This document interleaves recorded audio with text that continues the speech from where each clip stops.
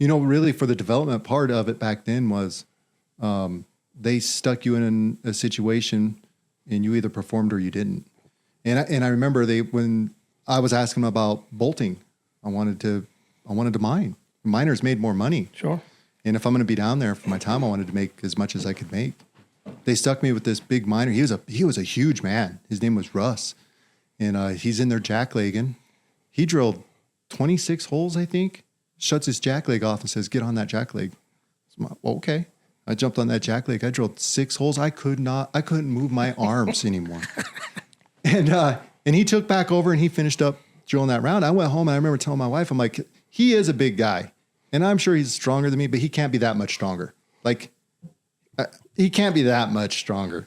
So the next day they send me back in there with Russ. Get in there. Russ, he drills 6, 7 holes, shuts that machine off, looks at me and says, get on that drill. Well, I go over there. I get my second hole in and I'm already doing this, holding my arms. He shut it off. He shuts it down, brings it down. And he starts teaching me about the whole machine. He starts showing me all the parts on it. And I go, Russ, why didn't you show me that yesterday? He says, because I want you to understand, you don't know anything. You listen to me when I'm talking to you. And I says, okay. Wow. And he goes, now that you know all this stuff, he says, I want you to go find the oldest guy on the crew or the smallest guy in the crew, and you have them teach you how to jackleg. And I'm like, why is that? And he goes, because they let the machine run itself. Yeah. This is okay. Yes, sir. But that was workforce development then. Please help us welcome Travis Macias to the face. Warning, explicit content. This material may not be suitable for children. Listener discretion is advised.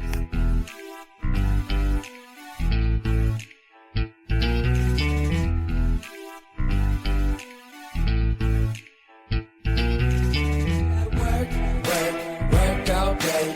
Nothing comes free. You gotta find a way. Gotta be willing to go put in some elbow grease. Cause you know nothing that you get in this life comes free. Gotta work all day.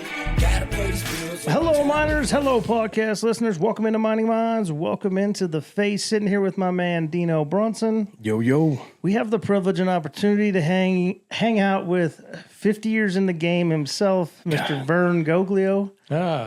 Glad to be here again. Glad to have you here, man. I don't think I've talked to you since I don't think I've seen you since you've hit 50 years in the mining industry. So congratulations, man. I'm Thank you. Yeah. appreciative of that and excited to have you join us here tonight. It's almost like I want to thank you for your service. That's I stopped myself because that's where I was at. It's been great to do it. It's hard to believe it's been 50 years. And I also wonder why I did it. Yeah. I don't know. I think with as many people as you've had an opportunity to influence over your career, Yeah. I think reflecting on that, it's like, I don't know, for me it'd be the people, but we can get, that's me another podcast. And stay tuned because by the time this episode airs, you'll actually have your song out there. A lot of you guys don't know that Vern wrote a poem called Greener Pastures. Boris Reyes, gosh, sorry, Boris.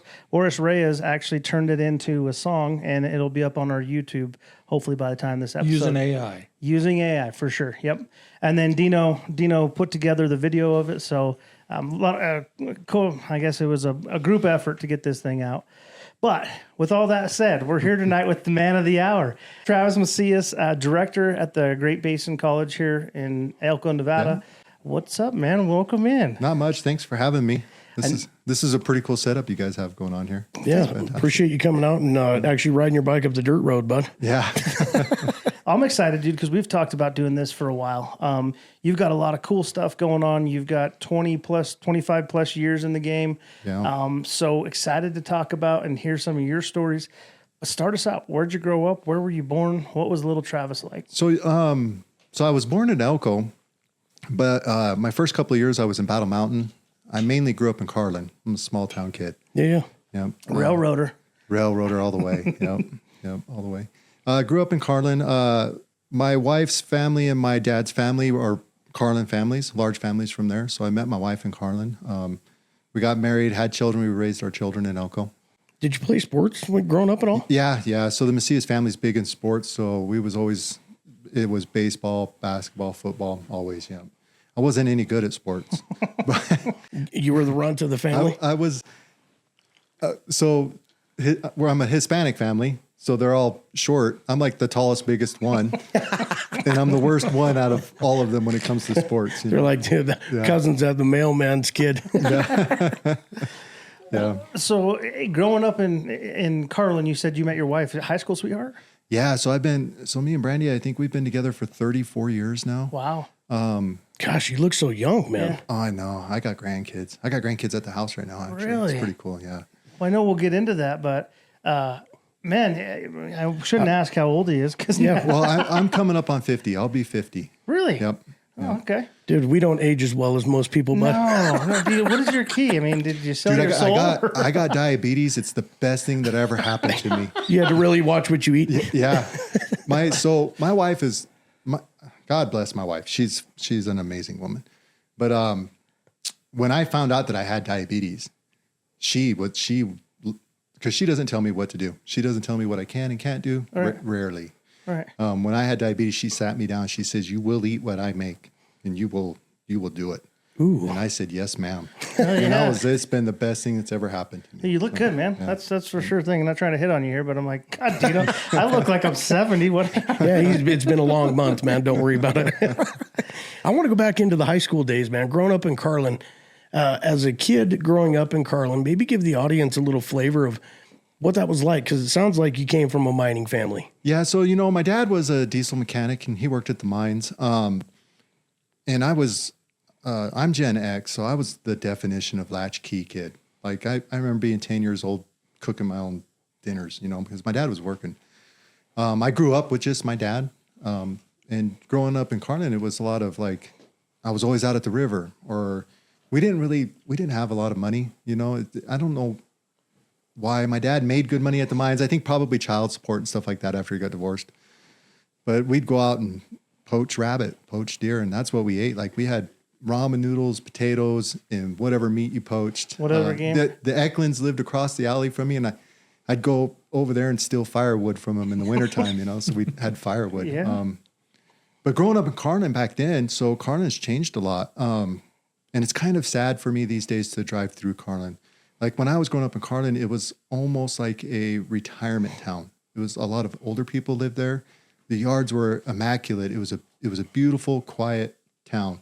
And everybody helped everybody. Everybody knew exactly what she was doing. Small town, but everyone helped everybody. It was a good place to grow up, actually. Mining was kicked off by then, but it wasn't what it is right now. I remember sitting in English class, and the blast from the south area pit there would just shake all the glass in the windows of the school. We're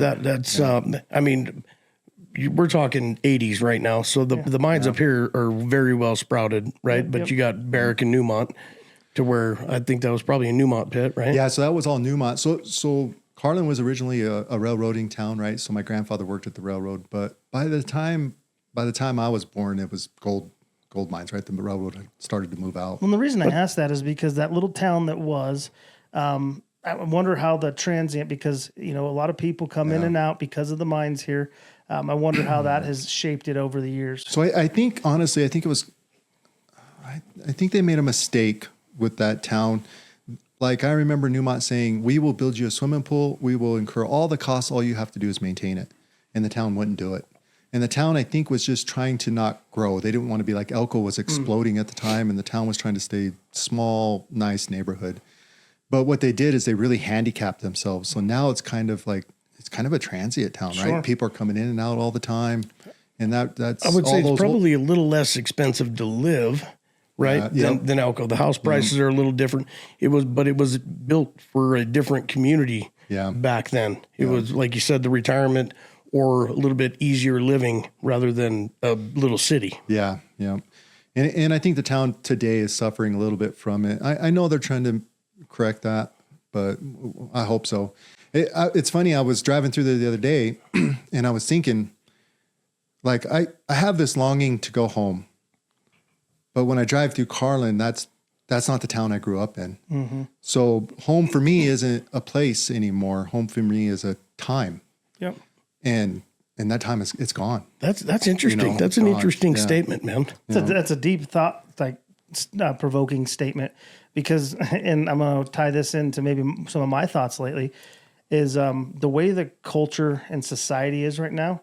It feels in some ways we are going back home in that instance. Yeah. Because we're auto-correcting. I just saw a thing the other day that said they're going away from soft parenting and actually gentle parenting. Yeah. And now they're going back to whip your kids. Similar, not that bad, but what they're saying when you get whipped or something like that is that they see accountability right away when you start to when the kid does something and they see a negative result. Now, I'm not advocating to beat your kid, but my point is they see that there's accountability in doing something. So when you talk about going back home, I see some of these trends starting back up, and hopefully we do get back to some of those things. So not to mention Jan too much, but I remember. So my mom educated through punishment. So everything that you learned through punishment. Sure. And that was pretty tough on us kids, So when I had my kids, I thought that same way. I was really angry and easy to trigger. And I remember Brandy is such a soft and gentle, like a real kind soul. And I remember thinking, okay, I didn't have a real good image of a mom to pull from. And I was watching her in action. I'm like, I don't know what I'm doing. I'm going to step back and be the support person. So, and that's how she was. She was like, okay, if you're riding your bike and you crash your bike, you get hurt. Yep. Right. So, but she was always explaining to them, always teaching them, always loving them. But you know what? If you did something, you had to understand the consequences for it. There was accountability. There was an accountability to it. Yeah. And I think I seen her spank Jeremy one time, and boy, that kid had it coming. And I felt bad for her because I knew it was probably more traumatic for her than it was him. Well, as dads, and I'm sorry we're going down this rabbit hole, but as dads, it sucks sometimes to be a dad. Like you got to be the asshole, you got to be the jerk. Yeah. But you know that if you're not, I'm raising 4 boys, so I know that if I'm not the asshole, somebody out there in the real world's gonna eat their lunch or be that asshole because I haven't prepared them. Yeah. Now, I'm not saying you got to whip your kids or anything, but you got to hold them accountable. You got to make sure they're respectable. Well, I think that we have a responsibility when it comes to the children. We have a responsibility to give them the tools that they need to succeed in society, right? Yeah. So, and sometimes that's a hard lesson. Yeah. And sometimes it is. sucks to have to give that lesson. I think it's pretty interesting though that you actually pulled yourself away and recognized that, hey, I want to learn a different way. Yeah. You know what I mean? Because you could have easily been the dad that was spanking or over spanking or whatever, and you pulled yourself out of it. So and I'm kind of dumb, to be honest. It takes me a long time to learn things, and I'm with you, man. But I do see things and recognize them when I see them. So I'm sure we're gonna have many conversations tonight where I'm telling you guys stories where I was doing dumb things and then I learned a good lesson from them. But once I learned that lesson, I know it. My dad was a kind, but probably the strongest man I ever have known. Kind, but incredibly strong. And I remember my dad telling me all the time, just trying to teach me, trying to bring me back down to normal. Sure. Travis, calm down. Like, you don't need to be this worked up. And so over the years, I can reflect on those lessons, right? So I remember Brandy with the children. I remember my father telling me those things, and you just learn as you get older. You learn, it takes time. I'm excited to see how that translates into your mining journey. I was going to say, oh man, I got thing. some crazy stories for mining for you guys. So I was just sitting here listening to you guys talking about raising kids, right? And you've heard me talk about it before. Setting expectations.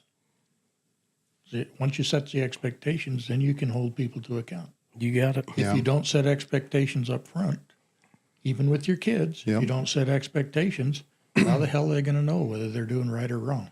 Oh, yeah. Well, I got to tell you right now, I got a kid that I'm going to have to talk to you after this. I don't know how to manage engineers because I know he's a smart kid. He's going to be some kind of engineer, and he's difficult, right? And so you walk through, you set those expectations.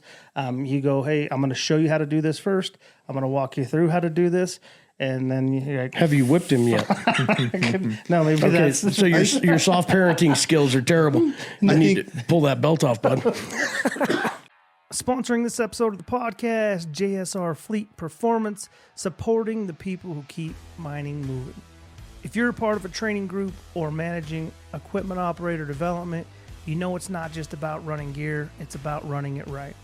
JSR Fleet Performance works alongside training teams to extend the life of your fleet, reduce costly breakdowns, and make sure your operators understand how to get the most out of every machine. With customized training support, maintenance insights, and real-world in-field education, JSR helps surface operations boost reliability, safety, and productivity from the pit to the shop. So whether you're building the next generation of mining professionals, looking to audit what you currently have going on, or looking to help develop your workforce, brass in at Mining Minds LLC and bring JSR Fleet Performance into your corner. I think Vern said something really profound actually right there. So I remember being young in mining, we was doing some really crazy stuff that was really unsafe. So and that's just how we kind of did things then. And I remember when we first got Vern, I remember we were talking about him and we was like, this guy's crazy. Like, this guy's going to fire all of us. He's going to fire us. But that's exactly how it was. He set the expectation and then he held us to it. And I'll share a couple of stories with you guys. But so in my first 10 years of mining, 9 people were killed. And I knew 5 of them. Oh, holy. And one of them was a really good friend of mine. And so let me tell you this. This story came together with Vern and what he was doing. It really changed the way I look at safety. So my friend got killed. I went to his funeral and he had a son and a stepdaughter. And the son gets up there and he is crying. He is so wounded he can't get words out. And I was looking at him and I was thinking, man, that's like, we as people, we don't know how much we mean to the people that love us. I don't think we as humans have that ability to understand. If you don't show up here tomorrow, how hurt are they going to be, right? So they finally get that boy off the stand, and the stepdaughter gets up there and she's talking, and she's pretty hurt, but she's able to speak. And it hits me, and I'm looking at her. I'm like, we was just talking about her, me and my friend. She's getting ready to go to prom, and he won't be there to make sure that boy that takes her respects her. And a couple years after that, she's going to graduate and he won't be there for that graduation. A couple years after that, she's going to get married. He won't be there to walk her down the aisle. A couple years after that, she's going to have kids. He won't be there to welcome them into this world. And I know he wanted to be there for all those things. So to me, that girl, him being killed, for the rest of her life, he will be missing from every important event of her life for the rest of her life. She will be wounded for an entire lifetime. We're dead and gone, right? So Vern comes in. Vern sets these expectations, and it's completely different from how we had been mining. Like I'll tell you some stories of some of the stuff we was doing. But after I seen that, I'm thinking that's right. There is no reason for me to get hurt doing this. I should not be doing that. My wife, a young wife, and young kids at the time, they stand no chance if I'm dead. Like, what are they going to have? Well, we came from poor families. There's no support system for them. Like, I have a duty and a responsibility, like, to come home every day. And when I was young and dumb. I was young and strong, and I thought I would take any chance. I probably still would. I'm kind of, like I said, I'm kind of dumb. But when I think about them, I don't do it for me. I do it for them. So I do it to make sure when they call me, I'm there. How do you keep that thought for those out there listening, right? Because it's a thought that you probably constantly kept with you, but how do you constantly focus on that? How do you keep that in the forefront? So in the early days, it was a lot harder. As I've gotten older, it's easier for me because I move slower now, and it's easier to just say, hey, I'm going to take a second and look at this and make sure this doesn't hurt me. But one of the things I really liked is they came out with field level risk assessment. Like, they come out with a whole bunch of those things, the acronyms, but for some reason, field level risk assessment always stuck with me. Just stop for a second, take a look at it. What are you doing? How can it hurt me? How likely is it to happen? What can I do about this? And I just started applying that. I teach it to my nieces when we're cutting watermelons. I teach it to my grandkids now. My granddaughter helped me build some sawhorses. She was helping me sand. She's 3, so she's got sander. I'm teaching her field level risk assessment. What are we doing here? How can this hurt us? And you just, as you grow over time, it just becomes part of your life. You make it a habit. Yeah. So what was your first interaction with Mr. Vern? He thought he was getting You can fired. be honest. You know what? So I don't remember my first interaction with him, but I do remember my first ass chewing. Talk to us about how that went down. So somebody left a can of spray paint on the powder truck. Wasn't me. Thank God. That one wasn't me. He's still not wanting to admit it, but go ahead. But it didn't matter because Vern sat the whole crew down and laid out the expectation and then the understanding of what's going to the consequence. You know, I learned over time that if you're not fast or cheating the system. Well, what was going through your mind? Like when you were getting the ass I chewing? was so mad. I'm like, are you really fucking chewing me out for something some other dipshit did? Not that I was any better. I was probably doing crazy stuff too. But when you're being blamed for something you didn't do, it makes you a little bit resentful. Sure. You have to see it in the right perspective, right? And in the moment, you're never, I don't feel like anybody has the right perspective. If you're getting chewed out for something you didn't do, you ain't going to have the right perspective. Well, it sounds to me like you were looking at yourself as an individual instead of as a team. Yep. And Vern was looking at it like, hey, this is the team. You got to look out for each other. Yeah. Yep. Well, and I know we're going to dive into a little bit more of this, but I want to understand how you even got into mining. So, oh man, that's a good story. But out of high school, you said you're a dumb guy. I don't believe that for a second. But I mean, are you an academic type? Did you go to college? No. So like I was saying, we came from poor families. Brandy got pregnant. I remember the look on her face when she told me. She was so afraid. She had no idea what I was going to do or say. I was like, I'm with you. It's me and you to the end. So how old were you? I think I was 16 when she told me that. Mm. So you had some explaining to do to Dad. Yeah. So, my dad, I remember my dad telling me, he says, Travis, I can't help you. He says, you can stay here for 2 weeks and I'll help you get a job. That's really all I can do for you. No shit. Yeah. At 16 years old. Yeah. And he got me a job working in a mechanic shop. So I'd go in and clean that shop. I was making like $4.25 an hour, I think. And so I dropped out of school, went straight to work. Okay. And I did that for a couple of years. Both my sons were born premature. They were about 5 weeks premature, both of them. I think I had, don't quote me, I think I had like $70,000 in medical debt. Oh, Jesus. By the time my second son was born.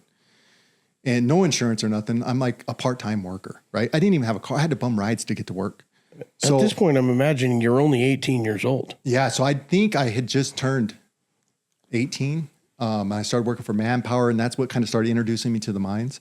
I came across this kid. He's got the same birthday as me. And our families are kind of connected, but not. His name's Jason Arrington. And his dad was Chuck Arrington. And Chuck Arrington was a supervisor sinking the rodeo shaft. And he had a real like duck kind of voice. He says, you should go talk to my dad. So at this point, it's like 1997. And gold's like $210 an ounce. Yeah. All the mines had hiring freezes. You could not get a job. You couldn't get an interview. So I remember I went and I sat down with Chuck and I was telling him my situation. And I think he sympathized some because him and his wife at the time, they were high school sweethearts and stuff. But he told me, he says, Travis, I can't help you. There's a hiring freeze. I says, okay, no problem. Every Saturday I would go see Chuck and I tell him, Chuck, I'll wash toilets. I just need to get my foot in the door. I know I'll move up. And he'd be like, I can't help you. And it got to the point where he would be waiting out on his porch on Saturday and he'd start screaming at me with that duck voice. God damn it. I told you, Chuck, I just don't want you to forget me. And one day I got up and I was getting dressed and I was like, man, I don't want to go talk to Chuck. He's just going to chew my ass. And I start walking down the street and he's standing out there and he starts yelling. And I'm like, here we go. And he's like, all right, God damn it. I got you. And then don't you fuck this up. And I'm like, thank you so much. He got me an interview with a guy named John Sozio. And John Sozio was a mean French Canadian. So it's kind of funny. All these guys were mean. He was an asshole.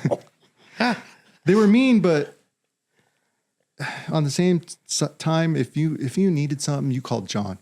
If you got thrown in jail or something, you called John. He made sure you got to work. So while he was a prick, he made sure you had a job and you were there, you know. And in a way, I can kind of respect that. Like, Yeah. So John interviewed me. There was a guy working for them, sinking that shaft. His name was Steve Fitch. Steve Fitch was a chain smoker, alcoholic, had 3 triple heart by something. I don't know. He was bad. He goes, look, if he even looks like he's going to bend over and pick something up, you pick it up. I says, absolutely. So they made a position for me to be Steve's like assistant. Spotter. Pickup guy. So, and he says, and we got to wait till the new budget. He says, so we'll call you in January. So my question is, when he got done smoking those cigarettes, did he throw the butts on the ground? Oh, yeah. Okay. And I picked them up. Okay. Oh, yeah. Yeah. No shit. Yeah. So how much were you making at this time? $16, and it was phenomenal. Hell yeah. Oh, dude, 4 times more the money and insurance? Well, by then I left the job in town that was paying $12 by then. I jumped right to 16 right away and had insurance. No bonus or nothing for me. Back then they only had 2 bonus types. They had full bonus, half bonus. None for me. But it didn't matter because $16 and just the insurance alone was everything I needed. And so, yeah, I think, don't quote me on this one either, but I think the rodeo shaft was only like 500 feet down at the time. So they were just really starting to rock and roll there. What did your wife think? So I would go home every day and I'd tell my wife, look, this guy screams at me with this thick accent, and his favorite word was fucker. You don't know fuck all, and I'll fucking fire you. And not just me, he screamed at everybody that way. So I'd go home and I'd tell Brandy, I says, man, I don't know what I'm going to do. I'm 90% sure this guy's going to fire me. He hates me. He's going to fire me. And she would tell me, she says, Travis, just do the best you can do. Do the best. And so I remember, like, I worked hard. If that guy was anywhere within 100 yards of me, I was busting my ass. And they used to do Christmas parties. So the whole crew sitting there, Christmas party. I'm sitting here, Brandy's sitting to my right, and there's an empty seat next to her. John Sozio walks up, throws a bunch of drink tickets on the table and sits down. I says, hey, John, I introduced him to Brandy. He looks at Brandy and he goes, if I had 10 guys like Travis, I could fire 100 of these fuckers. Hell yeah. Wow. And, That's a huge statement. He grabbed her by the hand and he goes out dancing. So he comes back and she sits down. She goes, he is so nice. I says, that guy gave me a fucking ulcer. That is not a nice man. And she goes, he said nothing but really nice stuff about you. And I says, all right, well, thank God. Isn't that interesting how that works, that you work your ass off and you're deathly afraid of this guy and worried about your job every day, but on the backside, he's looking at you going, that's a hardworking son of a bitch. Well, maybe he just seen the gem inside of you, and he didn't want to let you know. He just wanted to keep whipping a good horse just to see what else you could do. Yeah, and I think that was kind of the way that they managed back then. You know, it was kind of that command and control style of leadership. You know, they came in, rah, rah, rah, screamed at you all day, and then they went on and did whatever. The cloth that they were cut from their mentors back in the day, I would say that is part of what we're missing nowadays, right? I mean, we talked a little bit about it before the podcast on easy parenting or whatever you want to call it, but it all translates into life. You know, I think in a sense I can kind of agree with that, but I really like that. Explain it to me. If you don't have to chew my ass every time I mess up. I get it if you do. But a lot of times if you just tell me what's going on, because I don't want to fuck up. I want to do the job right. I want to be one of your best workers. I know I might not be the best one, but I want to be one of them. Do you think you'd be who you are today if he was that kind of manager? No way. Okay. That's why I was saying I don't totally disagree with you. I do think that there are times when you do need an ass chewing. It builds character. You need to know your people. But if Vern was to manage that spray can incident to the individual instead of the team, right? I mean, so I guess I look at some of those old, I'll just say some harder managers. I would say there's a lot of life lessons in there for the, you know what I mean? Because right now we're going to have another generation coming into the workforce now. Yeah. And if it's too easy, then you might not get the workload out of them like this guy did from you from being a butthole. And at the end of the day, as soon as you found out that he respected the shit out of you, that puts you on another level. Like, I just want to work harder now. Well, and I'll tell you this, like, I don't care what you say to me today. You are not going to hurt my feelings. Sure. I worked for John Sozio, right? Like, cause you're not. I think one thing with the Vern example is there was a change happening in how we worked. there was a lot of talk about safety, but we didn't really do safety up until then. And when Vern did that, it really established this is what we're doing. It was a thought before. Get on board or get out. Now it's actionable. Yeah. And so it was a real eye-awakening moment. So while I was like, Mom, why are you fucking chewing me out for it? It did put me in that line of, he's not messing around. Well, back to your question too, Dean, or your statement rather, was, do we need some of that today? Again, I think culturally we're shifting back to that. You go through these ebbs and flows of things are easy. I think what we've learned now is that there's better ways of doing things, but that doesn't mean that an ass chewing still isn't the best way to do it. Yep. It's just a tool in your tool belt that you're not that way 100% of the time now. It's just an option that you do have. You know, I think we talked about it in the past. You can send the same message and not be a total asshole all the time. Yeah. And still get that same message across. There are times when you just need to rip somebody's ass and be done with it. But you don't need to do that when nothing's going on. Right. And I think a lot of that used to happen, especially in shaft sinking. That was maybe because it was so damn loud. Everybody just screamed and hollered. But I think you can get the same message across without being a total prick. But I will say one thing that I've learned listening to every story I've ever heard about Vern, you were always just consistent. Yep. There was a consistent message. And even though it was stern, you weren't an asshole. You were just stern. It just has to be this way. This is our standard. Well, I may have been an asshole at times. Yeah. So I do think that, I think it's good to know that you're tough enough to make it through an ass chewing. Sure. I think that that's a real skill to have too. Go have a couple ass chewing so that you know you can handle this. Well, you know what you've got to lose at home though too. Yeah. You've got a $16 an hour job now. Oh yeah. And it's like, this guy's going to chew my ass every day, whatever. Yeah. I know that I've got insurance and I've got a really good money coming in. Sponsoring this episode of the podcast are good business parts at Heavy Metal Equipment and Rentals. When the ground is tough and the clock is ticking, you need more than just equipment. You need a partner who lives and breathes heavy-duty performance. That's Heavy Metal Equipment and Rentals. From dozers and haul trucks to loaders and excavators, HME has the equipment to keep your operation charging forward. But it's not just about the iron, it's about the commitment to safety, reliability, and to getting the right machine at the right time. That's why they offer both short-term rentals for immediate jobs and long-term rentals to preserve capital and manage your budget. And if renting isn't the answer, they've got you covered with equipment sales, financing, fleet appraisals, and big job repair contracts. So when your project demands a partner, precision, and relentless support, contact the team at Heavy Metal Equipment and Rentals. Click the links on the episode notes and find out more. So when we was done with the rodeo shaft, we did the storm project, and they only selected a few of us to go to the storm project. And I was lucky enough to get picked to go on that. So we went to the storm project. I did the first 1,500 feet there. I shot the very first round of the storm portal off the van battery. Well, let's talk about your progression out of the rodeo shaft first, though. Like, so you started out just picking up whatever this guy was throwing out. So that's what it was. So I had just barely got into mining. Like I just barely started drawing bonus when that storm project came up. So mainly I was, like a toplander, kind of. We were just getting supplies ready, making sure that nothing slowed that shaft down. And I was just mainly that guy's assistant and all that. That guy was, he had done shaft sinking his whole life. He was a smart guy, important guy for the project. So I was just there to make sure when he falls over dead, somebody tells him. You transferred.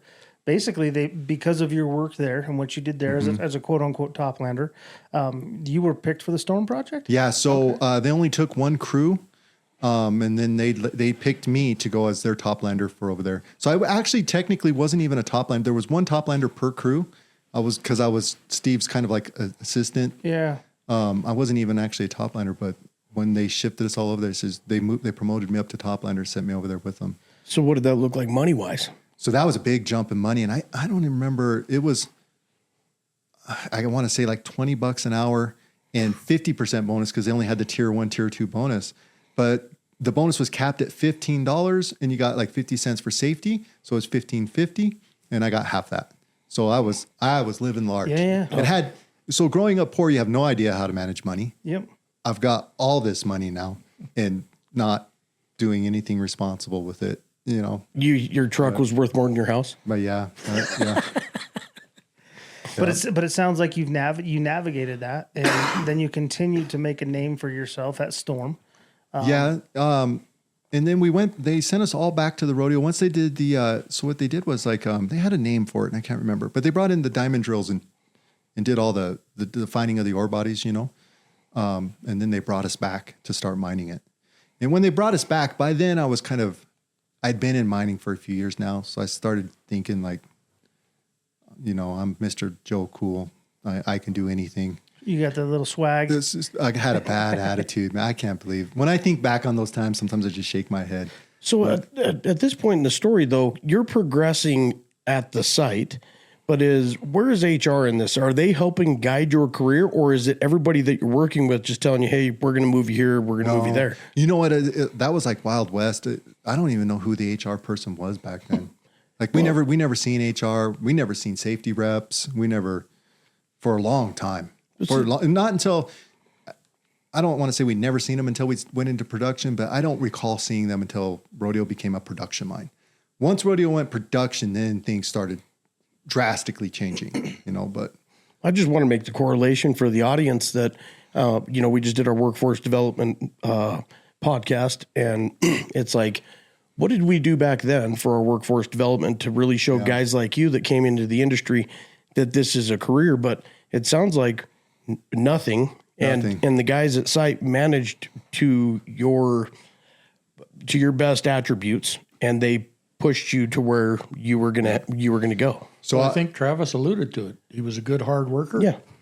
His shifters and supervisors saw that, and you get a good hard worker, you don't want to lose them. Yeah.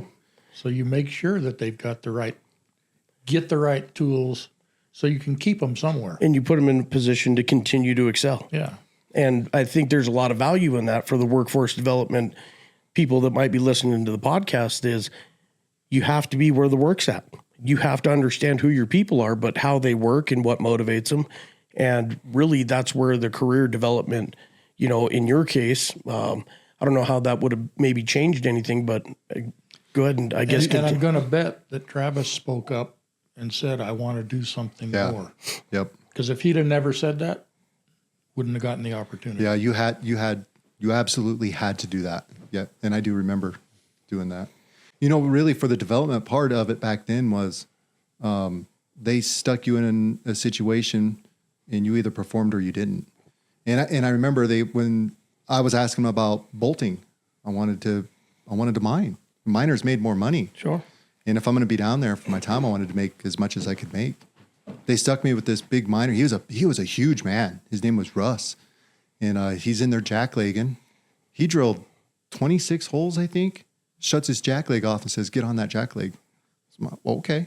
I jumped on that jackleg. I drilled 6 holes. I couldn't move my arms anymore. And he took back over and he finished up drilling that round. I went home and I remember telling my wife, I'm like, he is a big guy, and I'm sure he's stronger than me, but he can't be that much stronger. Like. He can't be that much stronger. So the next day they send me back in there with Russ. Get in there. Russ, he drills 6-7 holes, shuts that machine off, looks at me and says, "Get on that drill." Well, I go over there. I get my second hole in and I'm already doing this, holding my arms. He shut it off. He shuts it down, brings it down. And he starts teaching me about the whole machine. He starts showing me all the parts on it. And I go, "Russ, why didn't you show me that yesterday?" He says, "Because I want you to understand, you don't know anything. You listen to me when I'm talking to you." And I says, "Okay." Wow. And he goes, now that you know all this stuff, he says, "I want you to go find the oldest guy on the crew or the smallest guy in the crew, and you have them teach you how to jackleg." And I'm like, why is that? And he goes, "Because they let the machine run itself." Yeah. This is okay. Yes, sir. But that was workforce development then, right? Like they stuck you in a hole somewhere with an old guy. And if you worked good, he said you did good. And that's what you went And for. the reason he did that is because you were going to help him progress, make more money. Yeah. The team, you know what I mean? There was a part of the bigger picture. Yes, it was. It was, if I can bring this guy up, if he's a hard worker, Yep. ultimately it's going to help the team. So I sat down, so I was very, very new to mining at this day. And I sat down and I remember I got my sandwich. I was going to eat my sandwich and a miner come up to me and he said, "What are you doing?" I said, I'm going to eat my sandwich. He says, no, you're costing me money. You do something while you're eating that sandwich. So that's how they thought. Just like what you were saying. Like, so they wanted you to be a good miner because you meant more money for them. Yep. Yep. It's interesting. It's the culture is interesting. And I mean, I want to walk through this. The mentality is 100% different than what it is today. Right. And I guess I want to walk through this some more because I think mechanized mining started to play a role in that too. Once you get to mechanized, it's a little bit of a different animal. There's not as well, it's bigger, right? You go bigger, you kind of have less, I would say, investment at times too. You don't have the opportunity to go and jump on a jackleg and get your ass kicked the same way that you did. Yeah. If I were to jump on a but the effort is going to be the same though, right? To where it might not be a jackleg and it might not be as manual as what it used to be, but the effort that he had to put in to learn about the whole process is just totally different than what we see today. The physical ass kicking teaches you a lot too, I guess was my point in saying that, right? Is that you got your ass kicked 2 days in a row and then you were taught a better way to do it. Yeah.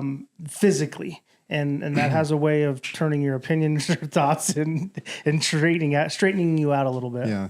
I feel like, you know, and I kind of seen a change in mining too with the mechanized. Even though those guys were rough and tough, when they accepted you, you were family to them. And the thing with mechanized mining, I don't see that as much anymore. It's not the same. But I remember watching two guys jackleg. I was in there nipping for him. And one guy started yelling something at the other guy. And the legs are loud. So I don't know what he was yelling. And all of a sudden, he kicked his leg off, jumped down. That other guy seen him. He kicked his leg off, jumped down.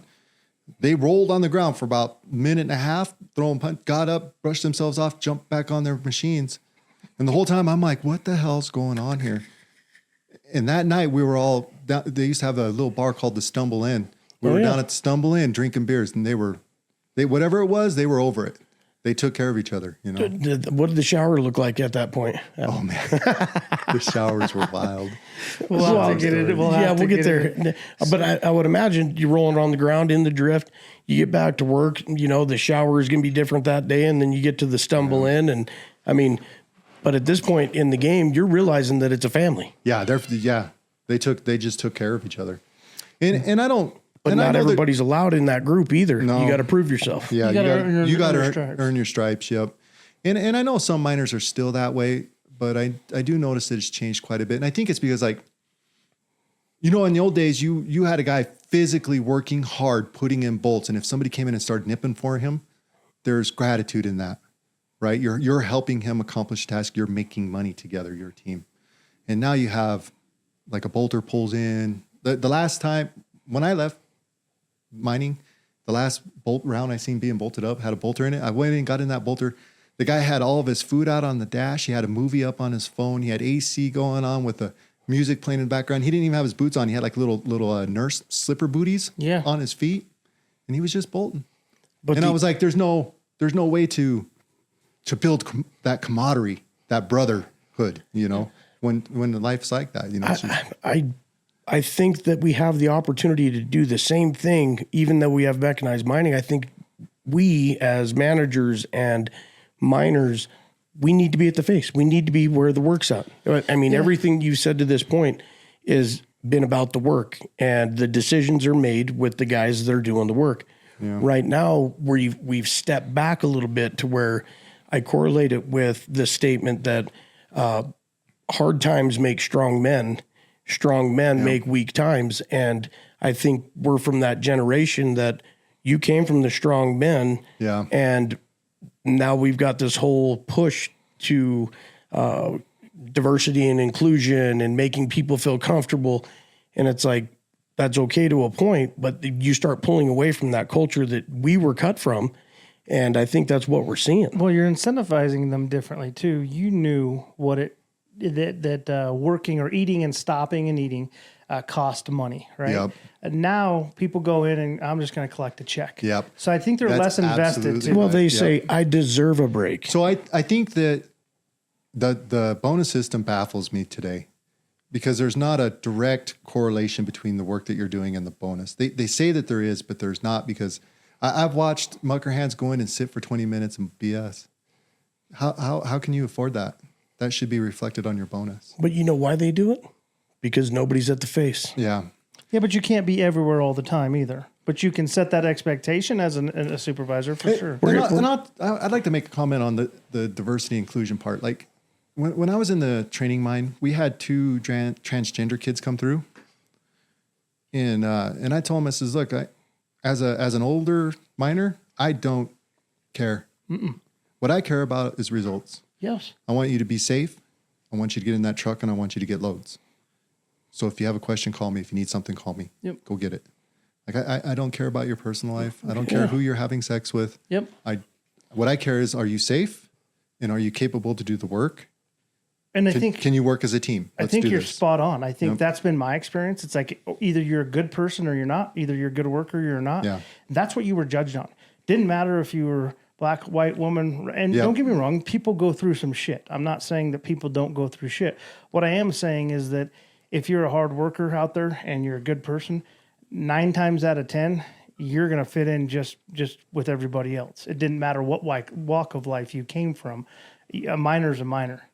So, sponsoring this episode of the podcast, our good friend Jimmy Ewing and Motor Mission Machine and Radiator. When your machine overheats, there's no downtime to waste, especially in mining. That's why Mining Minds recommends Motor Mission Machine and Radiator, your go-to experts in industrial and heavy equipment radiator repair, engine and cylinder head rebuilding, and precision machine shop work. Founded in 1949 and serving the Western United States for over 50 years, Motor Mission handles it all.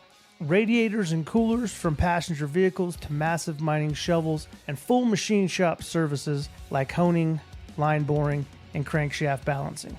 They'll pick it up, tear it down, clean it right, and test it on custom stands before it leaves their shop. The bottom line is, when you talking best in class, that's Motor Mission Machine and Radiator. Big or small, they can do them all.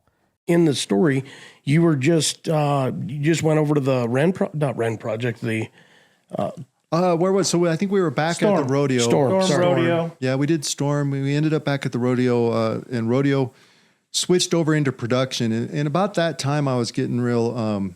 So I tell all the new kids coming into mining, I tell them this: don't get into that negative space. You'll run into miners that are just, they hate it. They hate mining. They hate their life. Don't do it. Once you crawl down in that black hole, it's so hard to get out of it. And that's why I was starting to drift into that. And I was starting to become a hateful. And when you're like that, when you're hateful and resentful, you're not productive. Like at that point, I'm no longer a good miner, you know? And you're just not focused. Yeah. You're just not. What are you resentful for? Like the checks don't bounce. The check's there every day. The insurance is there every day. So, and so you started out as being very grateful and humble and just wanting an opportunity, but you found yourself slipping into this black hole. But what do you think was getting you there? Man, I wish I could put my finger on it, because I have thought about it over the years, because it is an experience that I like to share with the younger miners, and I don't really know how to nail it down. I think the thing is I never wanted to be a miner. I appreciate mining, and I really appreciate the mining industry. I think it's a fantastic opportunity. But ultimately, that's never what I wanted to be. I couldn't tell you what I wanted to be. Sure. But that's not where I thought I was going to be at 30 years old, 25 years old. And I think I was just getting really resentful for it. Also, like we were saying, there was culture changes in how we were doing things. So now all of a sudden, now I got to do all this if I'm going to do this job. Why? I've been doing it this way for almost 10 years now. And it's just everything piling onto it, And I think at a point, I think I was getting pretty sour at a point there, Well, I think, and maybe I'm wrong here, but we have 12 hours on a shift to do nothing but think. Yeah. And miners don't like change. But the reality is we change every single day. That heading changes, that pit changes, that equipment changes. We're constantly changing, but we say we don't like change until it's change that we don't want to do. And I think those are things that trigger, is that you have so much time to think. You don't like the change. And so when something gets changed that you don't have an opinion of or control of, that starts to trickle in. Well, I think, and I really think it's just tied to perception, right? Mm-hmm. So like I always telling the new kids coming in, I says, so what is your job here? What did they hire you for? And they'll tell you like get tons or make gold. I says, no, your job is to follow the policies and procedures of the company. They hired you to follow the policies and procedures that they have laid forth for you doing this job. And from that, production will come. That's your job. Go and follow the rules. But being young miners, we weren't doing that. I was like, my job today is to shoot 3 stopes. Yeah. Why are you fucking with me? Yeah. I've got 3 stopes to go shoot. You know? Yeah. And everything that you're telling me is just slowing me down. Yeah. You know, so. But I will make this statement. I think there's a difference in your story. What I'm hearing is when you started and when you were getting into it, you were hungry. And you know what I mean? To where when you sat down at the table, which is work, you were hungry and you were eating for a reason. You get fat and happy, and now you're just eating to eat, and you're taking for granted all the food that's on the table. Yeah, that's a good way. That's a good way to look at it. Yeah, to where it's that's like it. I think there should be a training for the miners that help them stay the course on being humble and not expecting that things are just going to come to them because they're just there. So you still got to produce. So in all the training I do, and that's why I really love training. I love training. I did safety and health for a little bit. I think that that's an important thing, and I love those people, but my heart is in training. And it's just to share those stories and those perceptions, just like you said, right? Like there are good times, there are bad times. This is what I've seen and faced. This is how I overcame it, you know. My friend getting killed really changed me in that. When he died. How old were you? Oh, man. 34? 2004, right? So it was close to where we're at in the story. 20 years ago, yeah. You went back to the rodeo. So that's what changed it. Yeah, that's really what changed me. When I sat back and thought about, let me give you an idea of how, this is why I say we're dumb. So we bridge a stope, and out in the stope, we can see 3 holes out there. And so I hook my friend up to a solid block. I back the truck tires all the way up to the edge of the stope. Fuck. He gets out onto the wire like that, and he's Spider-Man. And as I'm in the basket, following him as far as the basket will go, and then I'm feeding him cable. He gets out on that bridge, and now I'm throwing powder to him. So he's wadding it up and putting it in there. That's how dumb we were. That's how I cannot believe in my mind that I was that dumb. We were doing stuff like that. So when he died, it was a real awakening. Like, is that how he died? No. Okay. No. When he died, it really changed me. It forced me to take a different perspective on what I was doing, the way I looked at the world. The way I obviously was looking at the world was not right. And I have interesting conversations with Brandy today about it. She was like, yeah, I remember I'd come home and she would be so happy to see me. My wife, bless her heart, always had food on the table. When I walked through the door, there was always something ready for me to eat. And she would be sitting there just excited to see me. And I'd start ranting about the day, and I could just see her face change. And now I know, like, I never considered for one second the weight that puts on her, the stress that puts on her. Here I am offloading all of my crap on her, and she's going to carry that for the next day. Where were the kids? Kids are they're in bed by then. You know? Okay. Yeah. And the reason I asked the question is because I think the parents or the people that are working at the mines, that's the first experience that the kids have, whether it's a positive influence that mom and dad are bringing home, or a negative to basically fill the seats for future generations. Like if our parents that are coming home aren't advocates for what we do daily, and you know that you're putting the stress on your wife's kind of looking at it like, why are we doing this? Yeah, both my sons didn't want to go to mining just from what they seen from me. Yeah. But I mean, like I was saying, so it was a big shift, and it was a big shift in how I do things, just in the way how I look at how the job is done. I quit mining for a little while. We started, me and my brother and sister, we built Performance Athletic Club. And that was stressful. So you always think you just want to be your own boss, right? Well, look, good fucking luck with that. All right. So 7 days a week, 16-hour days. The mine was much nicer, but I'm glad I got those lessons, right? Like you've got to go out and experience life to learn those things sometimes. So that's how I was. I had to experience it to learn. Did you quit mining because your friend died? No, I quit. I just quit mining because I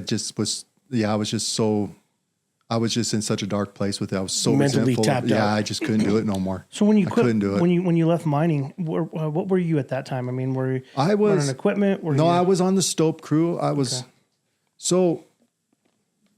I'm gonna brag a little bit right here. So there was originally 8 of us. I think Vern set this up. So they sent. So I didn't learn how to blast from a miner. I learned, the guy that taught me how to blast was an explosives expert from the Air Force, if I remember correctly. So I feel confident in saying that you can pit me against any blaster at any time, anywhere. If it's not one of those original 8s, I'm probably the better blaster. Really? Yeah, that guy was phenomenal. We was doing stuff with stopes back then that they can't do today. Really? Because they've lost that training. That guy was phenomenal. The stuff he taught us was amazing. Why do you think it changed? Just because, you know what? So have you ever played that telephone game when you're passing information down? So when miners are training miners, that stuff, it starts getting lost, right? Why wouldn't they keep the resource coming back, though? I don't know, man. That's a management thing. I don't know why they didn't do that. Managers change. Yeah. We've talked about it, change managers too many times. They have something else that they want to look at. Gotcha. So as long as the rock's getting shot, they don't give a shit if it's the best of the best. Well, and I imagine that gold prices have started to change. So some of that stuff comes in where you had to be high and tight. Now it's a little bit maybe looser at times. I don't know. I actually tried to bring one of the other. I tried to bring Peaches with me out here. Peaches. Is there a reason you call Peaches? Peaches was a good blaster. His name is Shane Petrie, and they just always call him Peaches. Is he related to Justin? Yep, that's Justin's brother. Okay, gotcha. Yeah. But the way so just to give you an example, so the way I looked at it like this, so when you're shooting a face round, you want to see half holes all the way around it, regardless of the ground condition and type. You want the ground to break in a way that's about the size of a grapefruit. You want to use the least amount of powder that you need to use to break that rock. That way you're doing the least amount of damage to the residual rock that you're leaving. You want to look at the way the slips are in it. Are there mud slips in it? Is there gravel in it? That's going to adjust how you time it. That's going to adjust how many boosters you put in it. All these things that I just said right now, you ask a current blaster, probably doesn't think that. I was going to say, I mean, because it's not their job to understand the rock. To understand all that, but you understood the rock as a miner, and that's one of the differences of today is a lot. I don't know how many miners do or do not know about the rock, but you guys were studying the rock. You understood what was happening. Yeah. So at the time that I quit, I was a stope blaster. I was probably top tech stope blaster, making great money. I was working with a guy named Jim Bailey. I worked with Jim Bailey for quite a bit when I was out of Cortez. Jim Bailey. Yep, he's a good dude. Guy. Yeah. Jim Bailey deserves a medal, I think, for working with me for as long as he did. He's a good dude. And he taught me a lot. Jim really taught me a lot about just being a man. Honestly. I think he went over to Southwest Energy, didn't he? No, I think Jim Bailey's over at Cortez. He's a blast supervisor over there, I think. Yeah. That's right. Well, I remember, I worked with him at the range front, and then they put him in the Mass X. Yeah, so my last day, I loaded a stope on my last day. Left there, went to work. How old were you when you left the mines? I think I was 35 at the time. It was about 2010, 2009. Actually, I think it was August of 2009. I left. And I think just being away from it is what brought my appreciation back to it. Perception. Like seeing, not realizing exactly how good I had it. Like I was making, so I instantly went to making half the money, right? Sure. Double the work, half the money. Easily double the work. No days off. I had to buy my own insurance. Do you know how expensive your own insurance is? Holy crap. So it didn't take long, a couple of years, but that light bulb finally clicked on of, you know what, Trav, that wasn't too bad of a job. Maybe we should look at maybe going back to that. So what did your wife think about the thought of you going back? I don't really want to answer for her in that. Brandy was always really good about pointing out a few things that I should consider and then just supporting whatever decision I made. She was always really good like that. And you have 2 boys, you said? Yeah. Any other kids? Nope, just Jeremy and Dylan. Yeah, I know you had talked about the two, but I didn't know if there was any after that. So at this point, though, you're 35 years old, somewhere around there, 35, 37. They got to be pretty close to junior high school. I think so. Dylan would have been 15. Jeremy would have been 17. Okay. And I don't remember what year, but my boys left the same year. Okay, so here's a whole nother story. So my youngest son is a little bit, like, we knew he was an engineer when he was still in diapers. Yes. You know, a little bit. You're like, he's on the spectrum, babe. A little bit of tism. Yeah, that's right. No offense to anybody. No. But, I got one of them. But he is a little bit socially awkward from it. And so he struggled in school with other kids, right? So we homeschooled him for a while. My wife is super smart. She was straight A, super smart. I think when he hit about 10th grade, she came to me, she says, Travis, I can't teach him anymore. Like, his chemistry is off the chart. Yeah. And so thank God we had Performance Athletic Club at the time, because once it got going, we was making crazy money. Yeah. Like, building it, we were in the hole big time. But once it got going, we were making just crazy money. So we found a private school that caters to engineers, and we sent him to that. He went to school there. About that time, my oldest son was getting ready to go to college, so we chartered a private jet, and we flew all over the country. He wanted to be an aerospace engineer, but to be an aerospace engineer, he had to do mechanical engineering first. So we just went looking at schools. And then I don't tell Brandy this story, so hope she don't listen to this. But we're at Baylor University. It's a beautiful campus, and we're walking. And thank God I have my sunglasses on. This girl comes out in short shorts, cowgirl boots. She's got her hair pulled up in a ponytail, just beautiful. She looks right at me and Jeremy. She waves and says, hi, and kept going. Jeremy looked at me and he goes, Dad, I want to go to school here. And I looked at Jeremy and I said, so do I.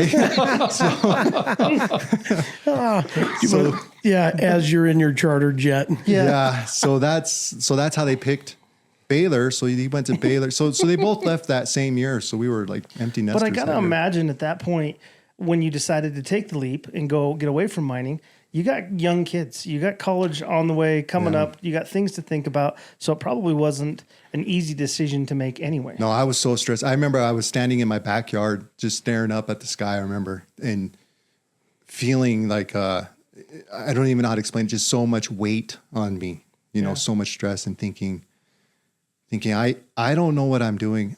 My ass should be at work right now. And at this point, fighting with myself. Did you go back and get a GED or anything, or so you know what I'm saying? Like, so I got my GED as soon as I left school. Okay. So when I left school, that job that my dad hooked me up with, it was a guy named John Medaberry. Great dude, really good dude. He did not have to give me a job, and he did, and put up with a teenager, working there. He taught me a lot of things, and I remember telling him, I says, "Hey, John, I want to go get my GED," and he says, "Travis, it was over 3 days at the time. They wouldn't let you do all the tests on one day." Yeah. And he says, "Look, man, I can't let you go for 3 days." He says, "If you're going to go today, go, but you need to be here tomorrow." And when I walked in, I told that lady, I says, "Hey, I need all 3 tests today." And she goes, "No, we don't do that." And I says, "Ma'am, I need to, I'm missing work for this, and they're not going to let me miss the next 2 days." And she goes, "Well, if you think you can handle it, give me the test." Challenge accepted. Yeah.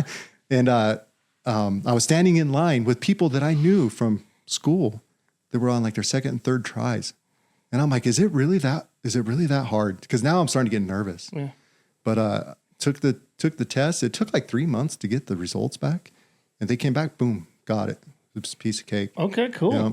Wow. Yeah. But I guess what I'm getting is that when you decided to leave mining, there wasn't you had a backup plan. It was I'm all in. So I'll tell you the story of Performance Athletic Club. So this is how it happened. So I was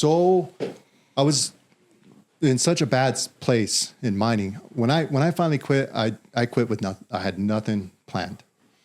I think I had $170,000 or something like that in a 401k. So I knew that we weren't going to starve. I didn't want to burn up that money, but I knew we would be all right for a little bit. My sister at the time was married to a bodybuilder, and they wanted to open up a gym. And she says, "Hey, Travis, we're looking for people to invest in this business." I'm like, "Well, I got a little bit of money and I'm not doing anything. Let's do it." So we start getting all the plans built up. we're starting to get all the permitting and everything for it. And she decides to divorce that guy. And that just grenaded all of our loan options, everything. And that's how Jan got into it. So Jan was wanting to reconcile with the family. And we were like, yeah, let's do that. Like, we should be a whole family. She says, so I'll tell you what I'll do. You guys do all the planning. I'll write the checks, and we'll just see how this goes. So that's how we actually got it built. Okay. Yep. No, I was just curious because that takes a lot of stones to walk away from insurance, kids going and growing. Derek, I told you I'm kind of dumb, right? I mentioned that, right? So sometimes I don't think it's dumb. I think it's even if we don't realize that it's a belief in yourself or it's a path that you don't even know you need to go on. Yeah. So I'll tell you this. I'm not a religious person, but I do believe in God. And I feel like in my life, I feel like I'm probably the most blessed person in life. I'm either where I need to be or where I want to be. And if I'm not where I want to be, I'm where I need to be. And it's always kind of been that way for me. Like we've faced challenges. Me and Brandy have faced some incredible challenges, but we were always together. It was always okay. You know, I was always taken care of. Sure. So when I left the mine, I felt that weight on me. Even then, I'm standing out in the yard and I could feel that weight, and I'm thinking in my head, I'm like, you're crazy. I knew it was going to be okay. Sure. Like, I know it's going to be okay. It's living by faith and not by sight. Yeah. You just have that feeling that, you know what, it's going to be all right. It's going to be all right. Yeah. Yep. Well, so then you walk back into mining. What made you get back into mining? So I'm trying to remember because I went back for a real short period. Yeah, at this point, you got like some FU money. Well, at that point. Yeah, and I need to take a loan out. At that point, the FU money was starting to go away, though. But I did have some FU money because it was a real short stint going back. So I went back to mining. I think I went back mostly just because of like insurance and just that security. But when I went back, Mike Baum hired me back. I love Mike Baum. Good dude. He hired me back. And as I came back, I think it was like my second week, I was talking to him. I think I had him talked into letting me be one of his shifters, you know. What project was this? It was Rodeo Meikle Blast Crew, Stope Crew. Yep. Gotcha. Cool. And so back to Barrick. And something went down with one of the other blasters. Mike would have to tell you the story. It's a pretty good story, but I'll let him tell it. He ended up no longer working there, moved on. Another guy named Scott Shaft stepped up into his place. So me and Scott Shaft hired on together in January 98. I love his dad. Jerry Shaft's a great guy. January of 98? Yep, January 12th of 98. Oh, you're talking your first stint. My first time, yep. I hired on with him. So I've known him the whole time. We sunk Shaft together. We did Storm together. His dad's a good dude. I would piss on Scott if he was on fire. So Scott, I hope you're listening. Yeah. And he was just, you know what? Scott was a really good miner. He was a good miner. I will give him that, but just a terrible person to work for. And I think that's the consensus for many people that have worked for him. Sure. So we didn't see eye to eye right away. One day he came in and he was giving me the riot act for something. And he goes, if you don't want to do it, I'll find somebody else that will. And I went home and I told him, it was like my second week and I'm in a screaming match. Second week back. And I told my wife, I says, I don't need to be there. I don't need this. And I could see her just like shake her head. Okay. I'm like, I'm out. So I went back the next day. I went in his office. Says, Scott, I need to talk to you. I says, you said I don't want to be here, you'll find someone else. And I think that's probably the best thing. Really? Yep. And he kept me in there for about an hour going back and forth. And finally I just walked out of there and I think I stayed like another month. I was gone. But money runs out. You know? Yeah. So when you're not making big money, money runs out. I don't even remember where I went right after that. I don't think I worked for a while. I know I took a year off and did nothing but golf. And I suck at golf. I fucking suck at it. And your wife's still okay with it. Yeah. I love this. When it finally started getting tight, I finally was like, okay, let's make a run for this. So I went back. Well, how cool, though. I mean, in this story, like people that are listening to this, if you were a good person and you've got a good work ethic and you've got a good reputation, you can leave and you can come back. Yeah. You can leave and you can come back. So my friend that was killed kind of influenced this too. So before he was killed, me and him are sitting on a stope one day and he's telling me he's going to quit. He's going to take all of his 401k out and he's going to go up to Montana. He's going to fish and hunt. And I was telling him, I says, yeah, that is crazy. Like, what are you doing? You need that money. You're going to need that money when you retire. And to the point that we got into an argument, and he was never afraid to tell me to go fuck myself. So he was like, Travis, it's my money. Don't fucking worry about it. Yeah. So he left. He was only gone for like 9 months. Come back with a wife. Biggest smile I ever seen on a man. Not a single dollar to his name. And I would just shake my head. I'm like, you stupid fucker. He goes, I had the best time. I did nothing but hunt, fish, drink, met my wife. He was just so happy. And now he's gone, right? So, but I remember that. So I am a believer in saving money. You should save money, but not at the expense of really enjoying it. You have one life. Sure. You've got one life. Go on that trip. And you never know when your ticket's going to be punched. You don't know. He was dead a year later. Yeah. So what did he need that money for? Yeah. Like he was gone a year later. So. But the crazy thing is the mining industry has afforded this for you, for your friend. I mean, for thousands of other people that are out there. But within the story too, I think you've highlighted that it gets taken for granted. Yeah. And that's why I always try to impress that upon the young ones coming in, the new generations coming in. When you're getting around those guys and they're all negative all the time and they're bitching about this and that, just say, hey, and move on. Because you don't want that getting on you anywhere. It's so hard to get out of that. Like mining is a fantastic industry. If you're a miner, you will be able to provide for your family. I don't care how bad you are with money. You're going to be making good money. Your family will have insurance. You're going to have a home for them. You're going to have a vehicle for them to get to work. Like this industry is an incredible industry. You're going to have an opportunity to be whatever you want to be in the industry. Yeah. You just have to apply yourself. They'll pay for your school. Yeah. Like, oh yeah. What the heck? So then after golfing, you went, I'm going to make a run for this. So when I determined that I wasn't going to make it to the PGA Tour. You and me both, bud. So, I went back. And when I went back, I didn't want to go back to Barrick. I had the chance to leave Barrick a few times and I never did. And I always kind of regretted it. Just on the sense of just experiencing everything. See what's on the other side. Right? Yeah. So when I went back, I went to Newmont and they sent me out to the Leeville mine. And I remember standing there thinking like, man, I actually had a chance to go sink that shaft and I didn't take it. But now here I am. I'm at Leeville. And it was a real culture shock for me because that brotherhood wasn't there that I was used to. And I remember I was like the new guy in the crew. I'm standing on the collar and not a single person is talking to me or nothing. And I'm just kind of looking around. I'm like, man, this is definitely different. We got to prove yourself again. Yeah, it was an odd feeling. And at the time, and I don't know how I hurt myself, but at the time I had a really bad back injury. I was really suffering pain. So when they sent me down, they wanted me to go back to nipping.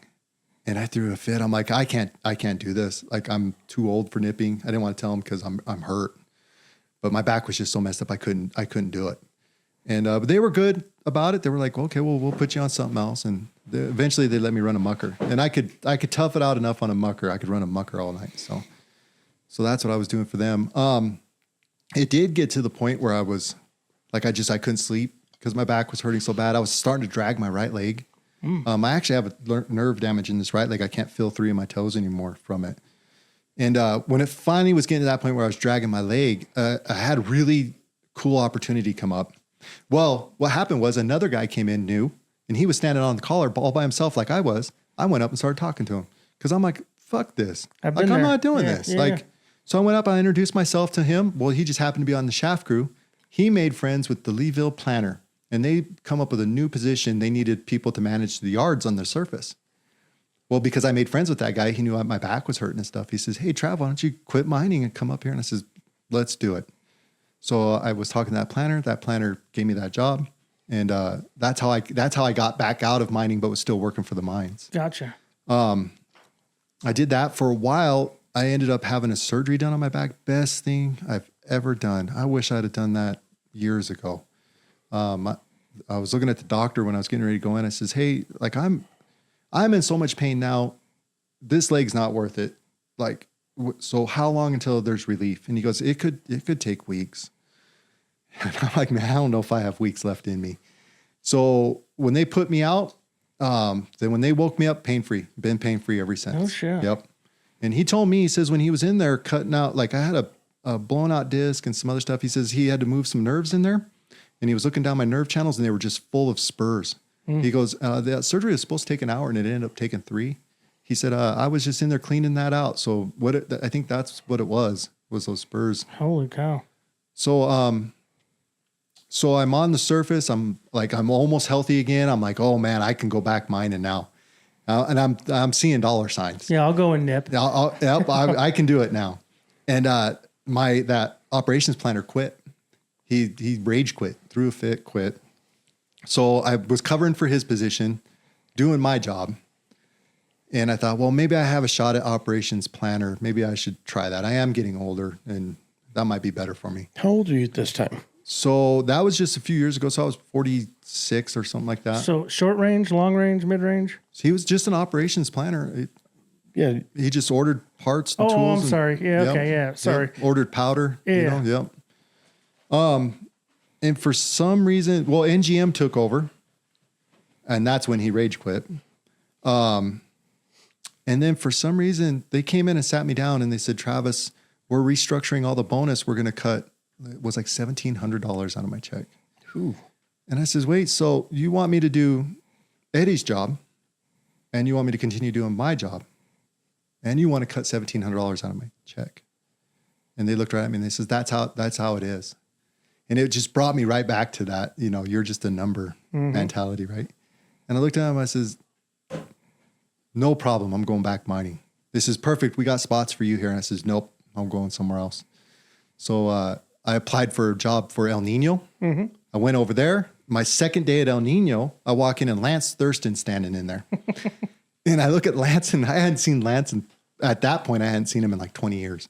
And I'm like, Lance, what are you doing? He goes, I'm the GS for the training mine. I'm like, what's the training mine?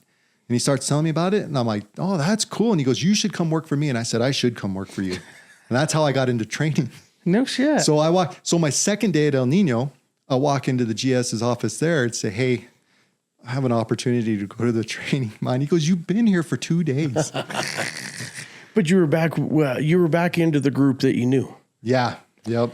Well, and on top of that, I think that's mining in general. Like you see somebody good out there, you want them on your team, and you're trying to pick up your team again or good people to be on your team. Lance remembered me from when I was a good miner. He wasn't there to see that bad Travis. So when I seen him, he was like, absolutely, you should come work for me. And so that's how I ended up. I think that's an important thing for people to note too. Is like I think people go through things in their careers, right? Yeah. Good high spots and low spots, and different things happen. So, like you said, good miner, bad miner. Life was just different. There was a different season of your life at that time. You had back issues or whatever else, right? So it is interesting because you might leave perceptions with those people that think that's what you are, and they're like, well, you never really got to see who I was, because of the season I was in. No. So you went to the training mine. How was that? Because I know I know I did some work there too. So on the outside, not actually working with you guys. So I remember when I was interviewing with it, I asked Lance, I'm like, hey, look, man, I don't want to stand up in front of like 25 people and talk every day. And he goes, you're never going to have to do that. And I said, all right, as long as that doesn't happen, I want to share the experience I have. And my first day doing the training, I went in, started talking to that class. It was six individuals. That hooked me first day. They started asking me questions about the Cat 8030s. I'm like, yeah, this and that, and this is how you operate them, and it just started flowing out of me, and I loved it. Brought out a new passion. Yeah, yep. And I went home and I told my wife, I had always kind of felt like if I could have picked my profession, I probably would have been a teacher. I always kind of felt that way. I love teaching, and that just hit me square with teaching. To the point that I thought, like a few years later, I did try like safety and health because I was thinking, okay, well, maybe I'll like safety and health. And I did safety and health, and I do not like that. I don't want no part of that. I want to teach. That's where I want to be. It's the teaching part. So Vernon and I had a text message conversation the other day. It was kind of interesting. That made me think about this when you were talking. Training is your proactive side of safety and health, in my opinion. And I was a safety guy forever, but a lot of what you do is reactive. It's a lot of the lagging indicators the safety and health side is. There are things that you can do proactively there, but really when you're talking about being on the front line, your first line of defense is training. And as effective as your training program is, a lot of times as effective as your culture is. I agree with that 100%. In fact, how I was saying it is training is proactive and encouraging, and safety is almost reactive and feels punitive. And I'll give an example. We had a young woman come through the training mine. I was teaching her how to run the cat. She was doing a fantastic job. I had a great time teaching her to the point that I was super excited for her. She's a single mom. She's got a 4-year-old kid. She's going to go make money. She's going to be able to provide for this little one, right? I'm transitioned into safety, and she gets injured on her truck. So now I have to go investigate that. And I'm talking to her, and as I'm talking to her, she's telling me what she was doing. I'm like, what are you? You know you can't do that. And so now I'm having this conversation with her where I'm telling her, I says, that little one expects you to come home every day.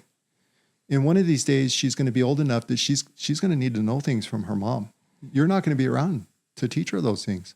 Like you know you can't be doing that. This person is counting on you.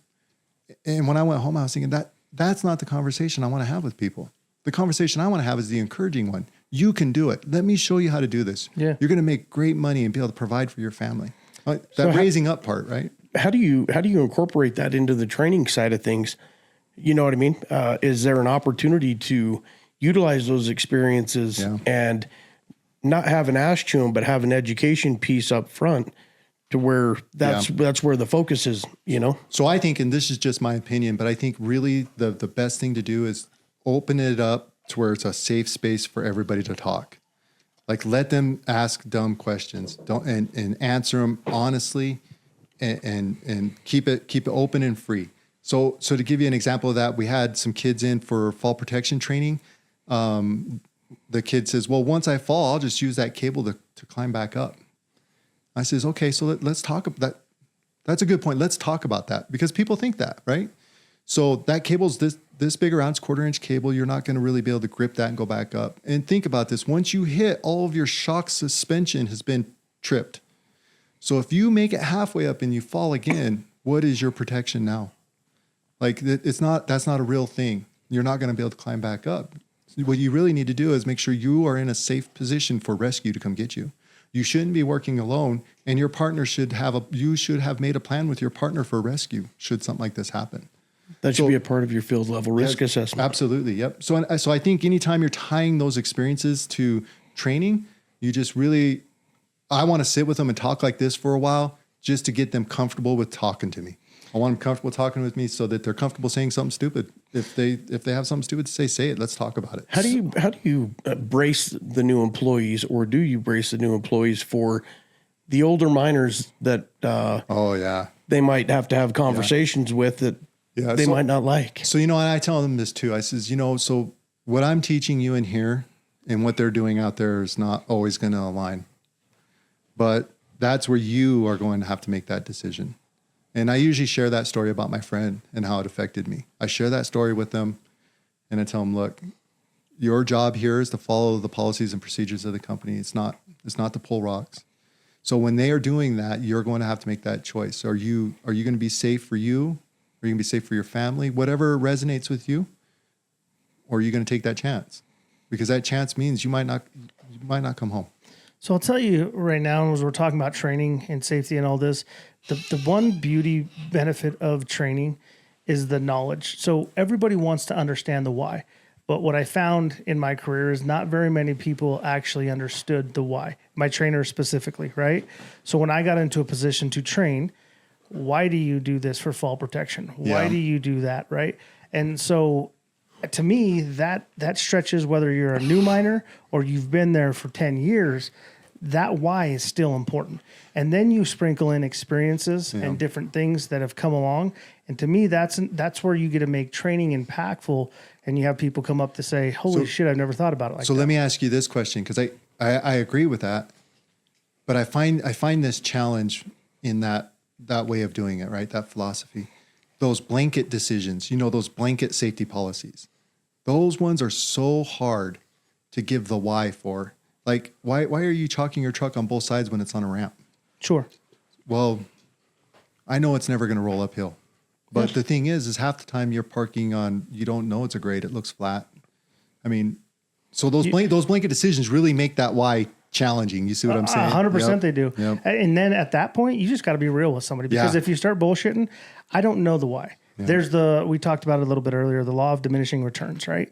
Somebody could have kicked this into reverse, and that's why all of a sudden that we have to have chalks on both sides. I don't know that. I'm not going to act like I know that. What I do know is that this is a company policy. And at this point, it's not up to me to make that. I can tell you why fall protection is safe. I'm not going to argue why this is safe or unsafe. That's the correlation you also have to make, is that there's a difference between being safe and compliant.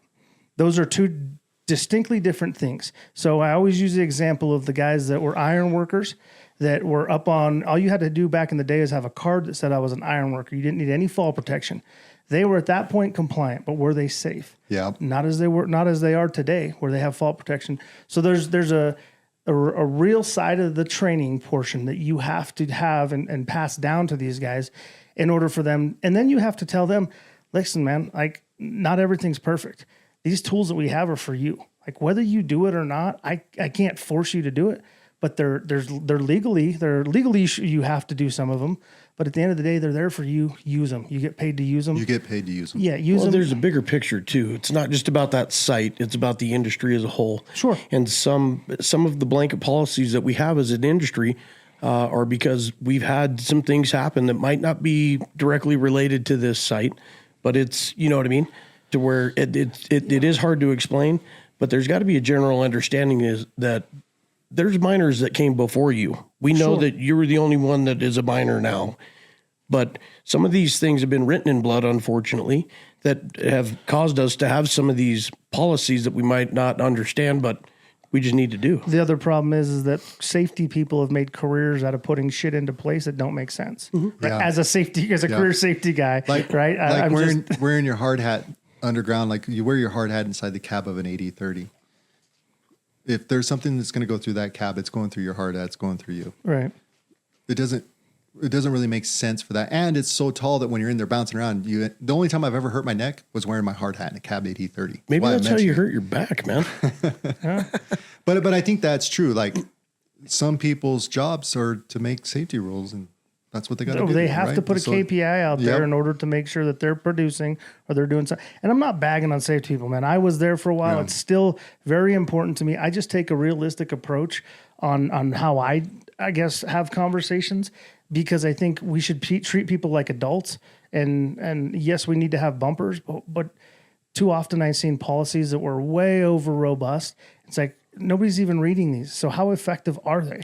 And how do we actually get back to training? And, you being on your jackleg, right? There was an SOP for that. You probably didn't read it, but you got more experience from the guy passing down that stuff. Yeah. So there's a combination of those two that work together effectively.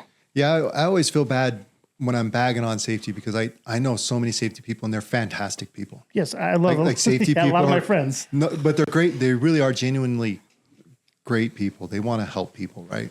And I think anybody that wants to help people, that's salt of the earth type of people, Well, Vern, you look like you had something to say. No, I would just think some of those things have been put in place, unfortunately, because of lawyers. I was going to say liabilities, yeah. It's a risk game. You've mentioned, something about something happened somewhere else and somebody got a settlement out of it. So we're going to do all of this stuff that really, to your point, doesn't solve the problem, but at some point, a lawyer somewhere won money. So it's a fair statement. We're going to have a piece of paper in place and make everybody look at it, and we're covered from a liability standpoint. Yeah. Well, that's just poor. And I agree, but I also, I guess the way I look at it is I go, number one, it might not fit the application of the mine and what's happening, but I think that is where you're seeing the people disconnected from the face, right? I mean, they're blanketing these things because they're not in tune with what's really happening at their mine. They're just trying to cover their own ass, to where it's like every good miner, manager, person that we've talked to has said there's the success is at the face, is with the people that are doing the work. So you can hold expectations, accountability.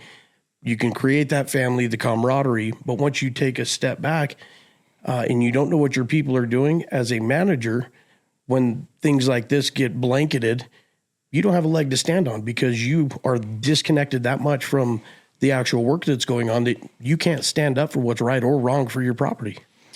I'll disagree with that. You can, if you have the stones, as you said, Grover, to step up and do it.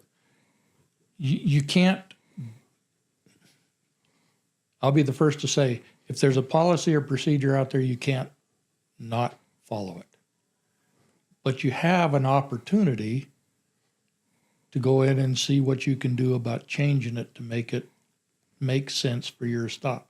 Now, if you don't take that opportunity, fuck it, it's your own problem. Yeah, sure, that's right? What I'm getting at. So that's where I'm disagreeing with you. Managers have that opportunity, and I took that opportunity quite often. But if you don't, you got nobody else to blame. From Travis's standpoint, it's tough to talk to people about things that don't make sense. Yeah, I think too, and I could be wrong in this. This is just a thought, but like, I feel like at a certain management level, they look at what resources do they have to apply and what results are they going to get from that. They're not looking at it like you're saying, like the guys at the face, right? They're like, hey, it takes 200 miners at a Tech 4 level to produce this many tons, and they're throwing that resource in to recoup something, right? But on a human level, I really appreciate like what Vern said, right? Take that time to consider, how is this affecting the people? Because the people really are your best resource, you know? And when I look at people, I think of this, like, you're not going to mine the same way I do. You're not going to do it the way I do. It doesn't make sense to you the way it makes sense to me. But how do I get the best you today? Yeah. So I'm looking at you on an individual level. I'm not looking at you as a 200 manpower resource that I'm throwing at it, right? Does that kind of make sense? 100%. You know? Well, and as Vern was talking about taking the opportunity to change policies or make changes, to me, that always started at the face with the people. You don't make a change in a boardroom and have a collective decision up top that just trickles down. Now, sometimes you have to because of liabilities, but again, that isn't communicated very well. And I wish that would be because then people would understand, hey, this is a liability issue. And those are the things that in training you get to talk about, right? That's where you get to close the gap on the law of diminishing returns. This is why that said thing is still in place. And this is what I tell them, like, so if there's a policy in place that slows you down, the best thing you can do is follow that policy, because they don't want to slow down. And when they come in and ask you, why is this taking longer or taking more resources to do? Well, because I'm doing this. If you're not following that rule, then you never have that backing to say this rule is a dumb rule. We shouldn't be doing this. But I'll kind of volley with you, because that goes to your frontline supervisor. Your frontline supervisor chews your ass, but he's not saying that it took him so long because of a policy. He's not turning, I'm generalizing here, but I'm guessing that frontline supervisor doesn't go to his general foreman or general supervisor and say, I had to kick this guy in the ass because he talked about following the policy. So I agree with that, and I know that's true. I think that gets lost, and then all of a sudden Travis is now a bad miner instead of a, you know what I mean, a producer. Well, that's why we were doing all that stupid stuff in the old days, right? In the old days, is that help set policies for nowadays? You were in the old days, you were valued by what you produced in a day, right? Sure. Like Ernie Omaha didn't care how my day went. He cared how many rounds I got mucked. And if I didn't get all those rounds mucked, he was on my ass, wanted to know why. He didn't care about my muck. He didn't care about nothing else. Sure. Why didn't you get that done? I've had supervisors come into headings, line me out on something, look me in the eye and say, I won't come back today. Okay. You know, because there was a time when it was results only driven, right? Yeah. So I gotta, as we, as we kind of walk through this, I got to imagine this led into where you're currently at and what you're currently doing. Yeah. So I was a supervisor at the training mine. Lance transitioned out. I got a chance to, Lance transitioned out, and another gentleman came in. So I spent a couple years in the training mine, so I got a chance to really see how that worked. And then there was an opening for a GS position. I got a chance to fill in doing that, which I really liked doing that. I love managing small teams. That's fantastic. That's good work right there. And I was talking to a friend one day, and he was telling me, he says, did you see that the college they're hiring trainers for mining? And I kind of laughed. I'm like, really? So what is that? And he showed me the job posting, and I read it, and I'm like, this matches you perfect. You would be fantastic for this. And he goes, no, you put in for this. I'm like, I never in my wildest dreams thought I'd work for the college. And I went back to my office because at the time I was in safety and health. I finally transitioned out of training. I'd only been in safety and health for a couple months. And he comes to see me in my office. He says, hey, Trav, did you put in for that job? And I says, no, I didn't put in for it. He goes, I'm not leaving right here until you put in for that job. So I got on there and I read, like, they wanted the resume a certain way and everything. Oh my gosh. Thank God AI is coming in. Chat GPT that up. Yeah, buddy. So I got all my stuff done. I submitted it. They called me the next day, wanted an interview. I interviewed with them for 3 hours. I think it was like 9 different people over 3 hours. Wow. And I kind of blanked out. It was the best interview I ever had. Kind of blanked out. Come to all sweaty. You felt a little dirty. Like there's some stuff you can't wash off, bud. But when I walked out of there, I knew about 45 minutes into that interview, I didn't want that job because they were looking for a field trainer that was going to travel to different sites and stuff like that. And I'm like, I've got it pretty good at the mines. I'm not really looking for something like that. But I did the whole interview. But when I walked out, I said, because before I went into the interview, I had researched all of them. So I'd seen all the postings and stuff. They're looking for a director that paid significantly more. And I asked them about it. I said, so I see you guys are looking for a director for this position. And they said, yeah. I says, all right. I says, well, just before I go, I want to call dibs. And I slapped the table and we're all laughing. We're having a pretty good time. So I walked out I think it was about 5 days later, they called me and they says, hey, Travis, we'd really like to interview you for the director position if you're interested.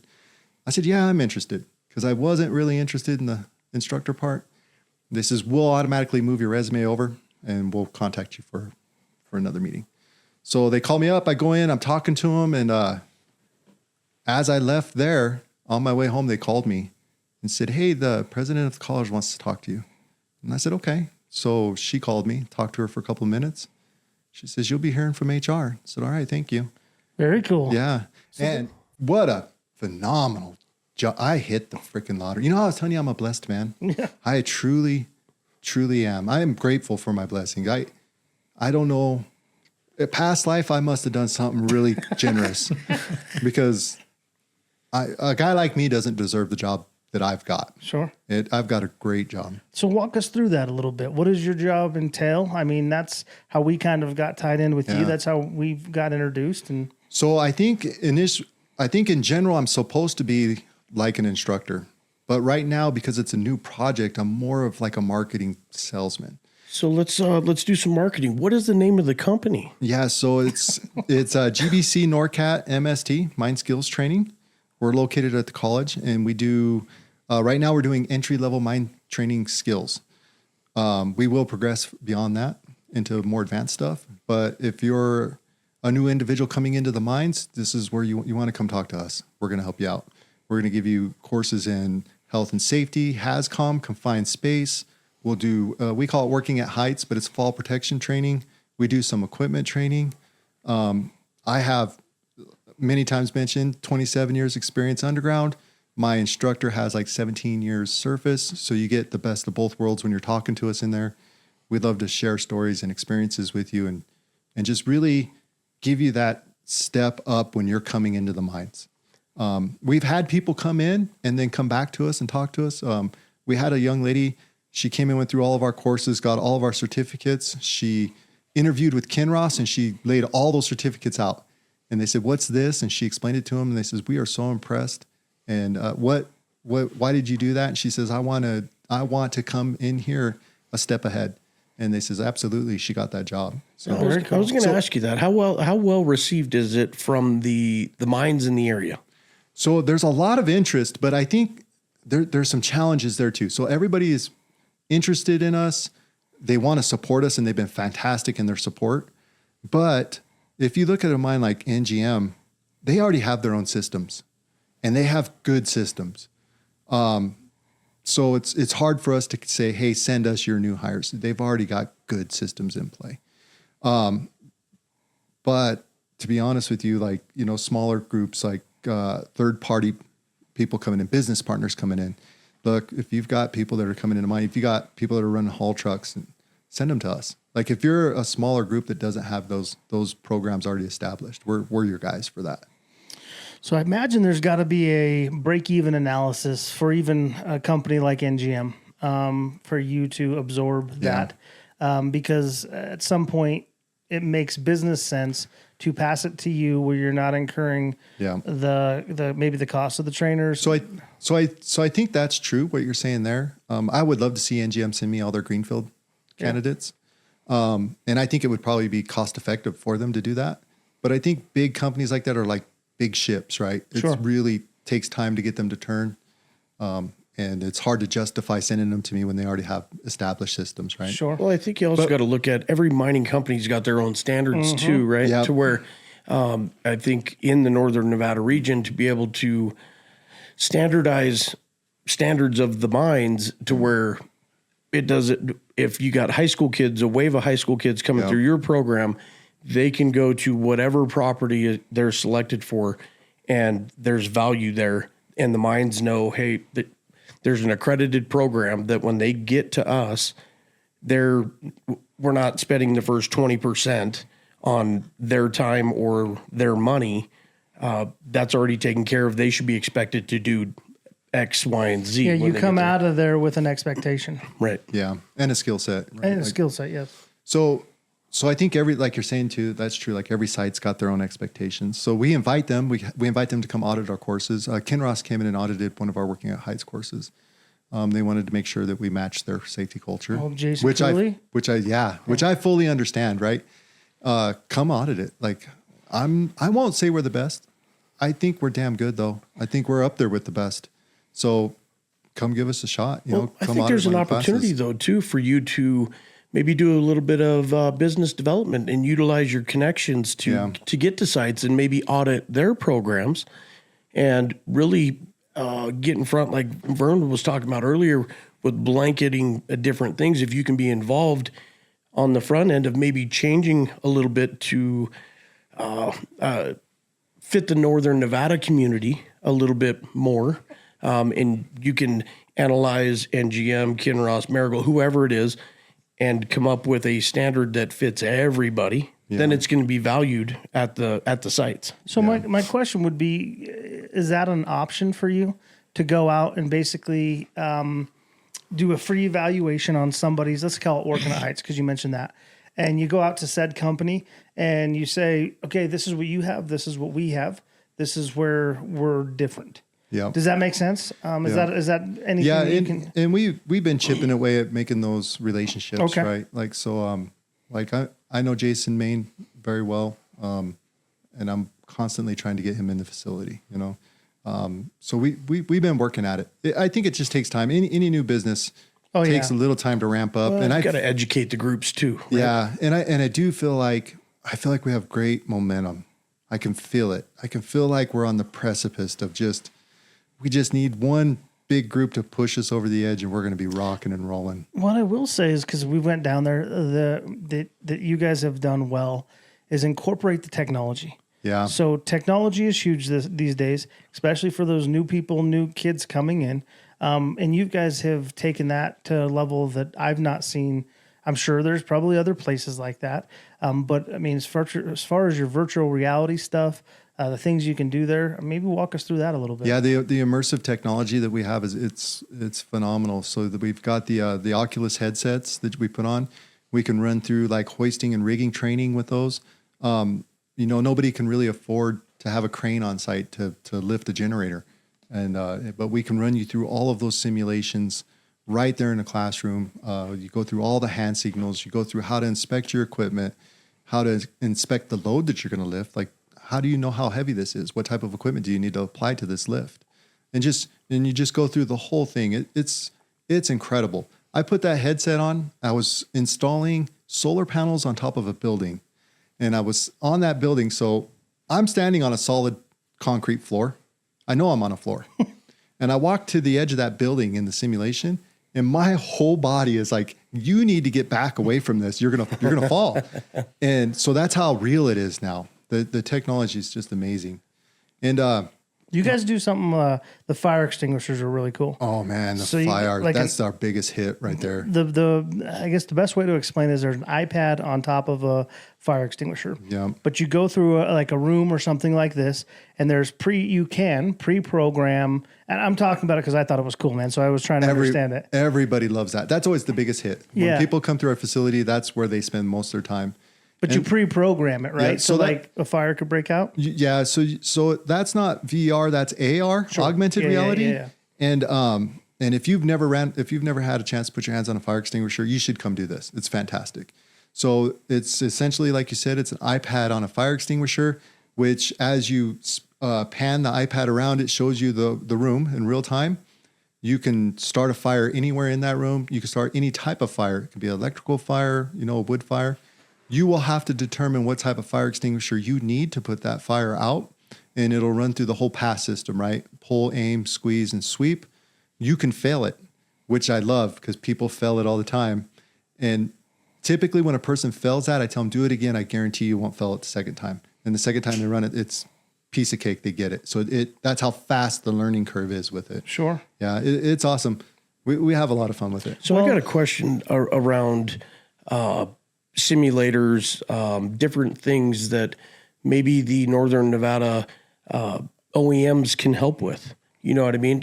If this program's getting kicked off, I mean, are there systems there that you guys are willing to accept into the college that maybe can help the mines? Maybe like a haul truck simulator or a grader to where help accredit or make the programs more accredited to where at least they've got some level of experience. And I would imagine at this point, for as new as the operation is, that you guys are willing to look at any option to help the mining community up north. Yeah, so simulators are really expensive, right? And it's hard to get your money back on something like that. So like an initial $2 million investment, it's really tough for a startup to do. But we've been blessed in the sense that Immersive Technologies has been in talks with Jason, and they are going to send us one of their simulators. It's going to be a nice one. They're sending us one with 4 cabs. I'm hoping to see that in a couple of months. We're actually going to have like you're saying, a haul truck simulator. They can come and get into it and drive. I guess the way I look at it is, I think a lot of the companies up here, everybody's focused just on their company, right? Whether you're Cat, Komatsu, whoever it might be, and everybody's trying to do their own thing. They're trying to shoot the elephant in a different location. If they knew that they could invest and help you, everybody could get funneled to that. And they're making the investment anyway for their own company. If they knew that they had a resource and they could call the mines that said, hey, yes, we can schedule some training with Travis and GBC. We're affiliated. They've got our simulator that they had donated. Yeah, I think that's all on the horizon. I think that's all coming. There's been some really interesting talks. Good. So, we got there's a lot of back and forth with Lithium America, a lot of back and forth with Orla, which I'm super excited about Orla. There's some interesting things coming our way. I honestly think that, and this is just me thinking right now, if you could give somebody an opportunity to ride a shaft, to go underground before they actually work there, but get that immersive feel of it, it might play a difference in how they think or perceive. You always have the person that thinks they can do underground, and then they go underground and all of a sudden they can't. So maybe there's an opportunity to do that. And some of the things I love is like there are programs in that VR where you can go and you can set glow sticks out around an underground mucker. And then you can go sit in that mucker and see if you can see those glow sticks or not. Yeah. So it really gives you an understanding of the blind spots of when you're in that. And when you're in an underground mucker, you see nothing. Sure. And it's really, it helps you understand what you're dealing with. Well, my little guys, I got a 7-year-old and a 5-year-old. They were, I think, welding at the Elko Expo. We stopped by the booth and they were actually welding underground or something that you guys had set up. And I was like, that's freaking cool, man. Yeah. So what's the vision of your program in the next 5 years? Like, where do you want to see it? Oh man, where do I want to see it? I would love, honestly, I would love to see us have 2 locations. I'd love to be set up in Winnemucca and here in Elko. I would love to have 3 or 4 instructors working for me. As much as I love to train, I'd love to be transitioned out of that and just managing people. I would love to see us pulling in, 1.5, 2 million revenue a year, pumping, I don't know, 50, 60 people through our programs a month. Yeah. Actually producing for people that the minds can use at an instant. Yeah. I would love to see that. I think that might be pretty ambitious, but man, why not aim for the stars? Yeah. Well, I think it's important for the Northern Nevada community to recognize that for programs like this to work, for them to be beneficial for the mines, there's got to be some investment from the entire mining community, right? Yeah. And I think the education piece from your guys' perspective, be able to educate the mines on what your vision is, where you would like to be, and what they can count on you guys for is one of the first steps, And I think too, I think just consider what you spend in onboarding. Yeah, 100%. Like, I know that, and I don't want to bag on NGM or nothing. I love NGM, but look at their attrition rate. Their onboarding costs have to be insane. If I can help you with that, let me help you with that. People come through my program, they're going to know if they want to mine or not. Well, at the end of the day, they're paying you because the people that are coming through your program have to pay like a college course, right? Yeah. To where they're invested at that point. Yep. They're not handed something. Yep. To where that is one of the good things to be able to have that filter to come to you first, and you have a program that does X, Y, Z, and the mines know that when they get people out of these different silos, that they're worth something when they get there. Yeah. Yep. They're ready to mine. They want to mine and they're ready. Yep. So do you guys travel? And the reason I ask this is because the program that you guys are building is one of a kind, right? And so would you be able to take portions of that said program and go out to an Arizona, go out to a Minnesota, go out to... And the reason I ask that is because I think there's opportunity to, when you talk about growth, maybe have a traveling band, so to speak. So we was fortunate enough in the last grant to get a truck and a trailer, and we'll set that up so that we can bring training to you if we need to. Okay. Yep. Cool. I don't know if we'll go as far as Minnesota. That's pretty far out there, but I'm not going to say no to that. Some good mining up there, bud. You can stop by Baylor on the way, bud. Yeah. Speaking of traveling, that FIRE system that we have, we did a demo of that for First Majestic's ART. Yeah. And their safety manager was there, and he loved that thing. He wanted us to take it to Mexico and do training down there with it. Yeah.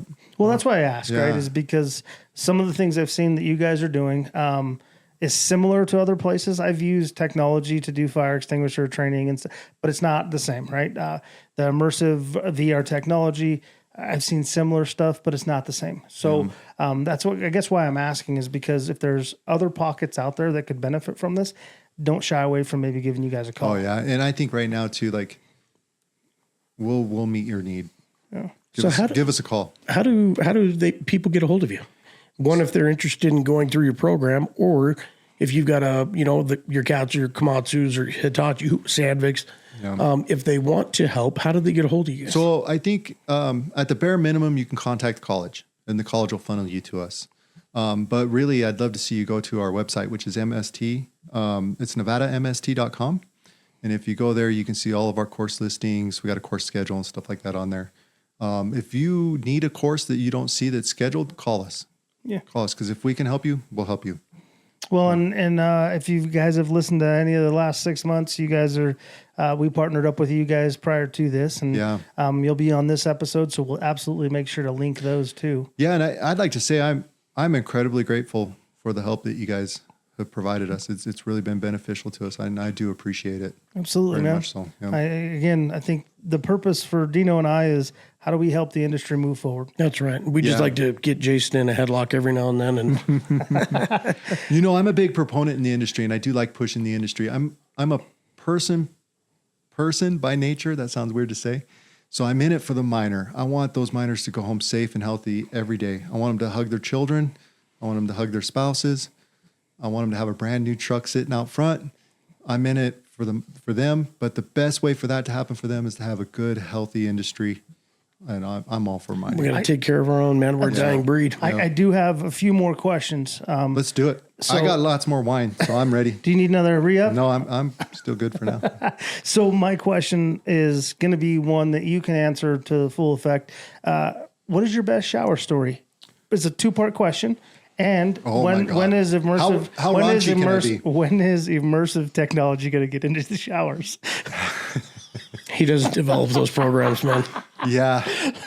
Because that's really what you want to. I'm not sure how raunchy I can get. I've seen some crazy stuff in the showers. Yeah, 27 years in the industry. Yeah. All right, so I used to work with this mine. He's passed away now. He died in a mining accident. How old were you? 2. I had to have been like 28. So this guy was really good dude, salted the earth. Wouldn't think twice about kicking your ass over something trivial. He's in the shower showering one day. There's another guy in there who's in great shape. Also, really good dude, but always playing pranks, right? Joking. He's got the soap on the wall, the squirt soap. And he's pretending like he's jerking off and he's going, "Oh, Jerry, oh, Jerry, oh, Jerry." And Jerry looks at him like, "What?"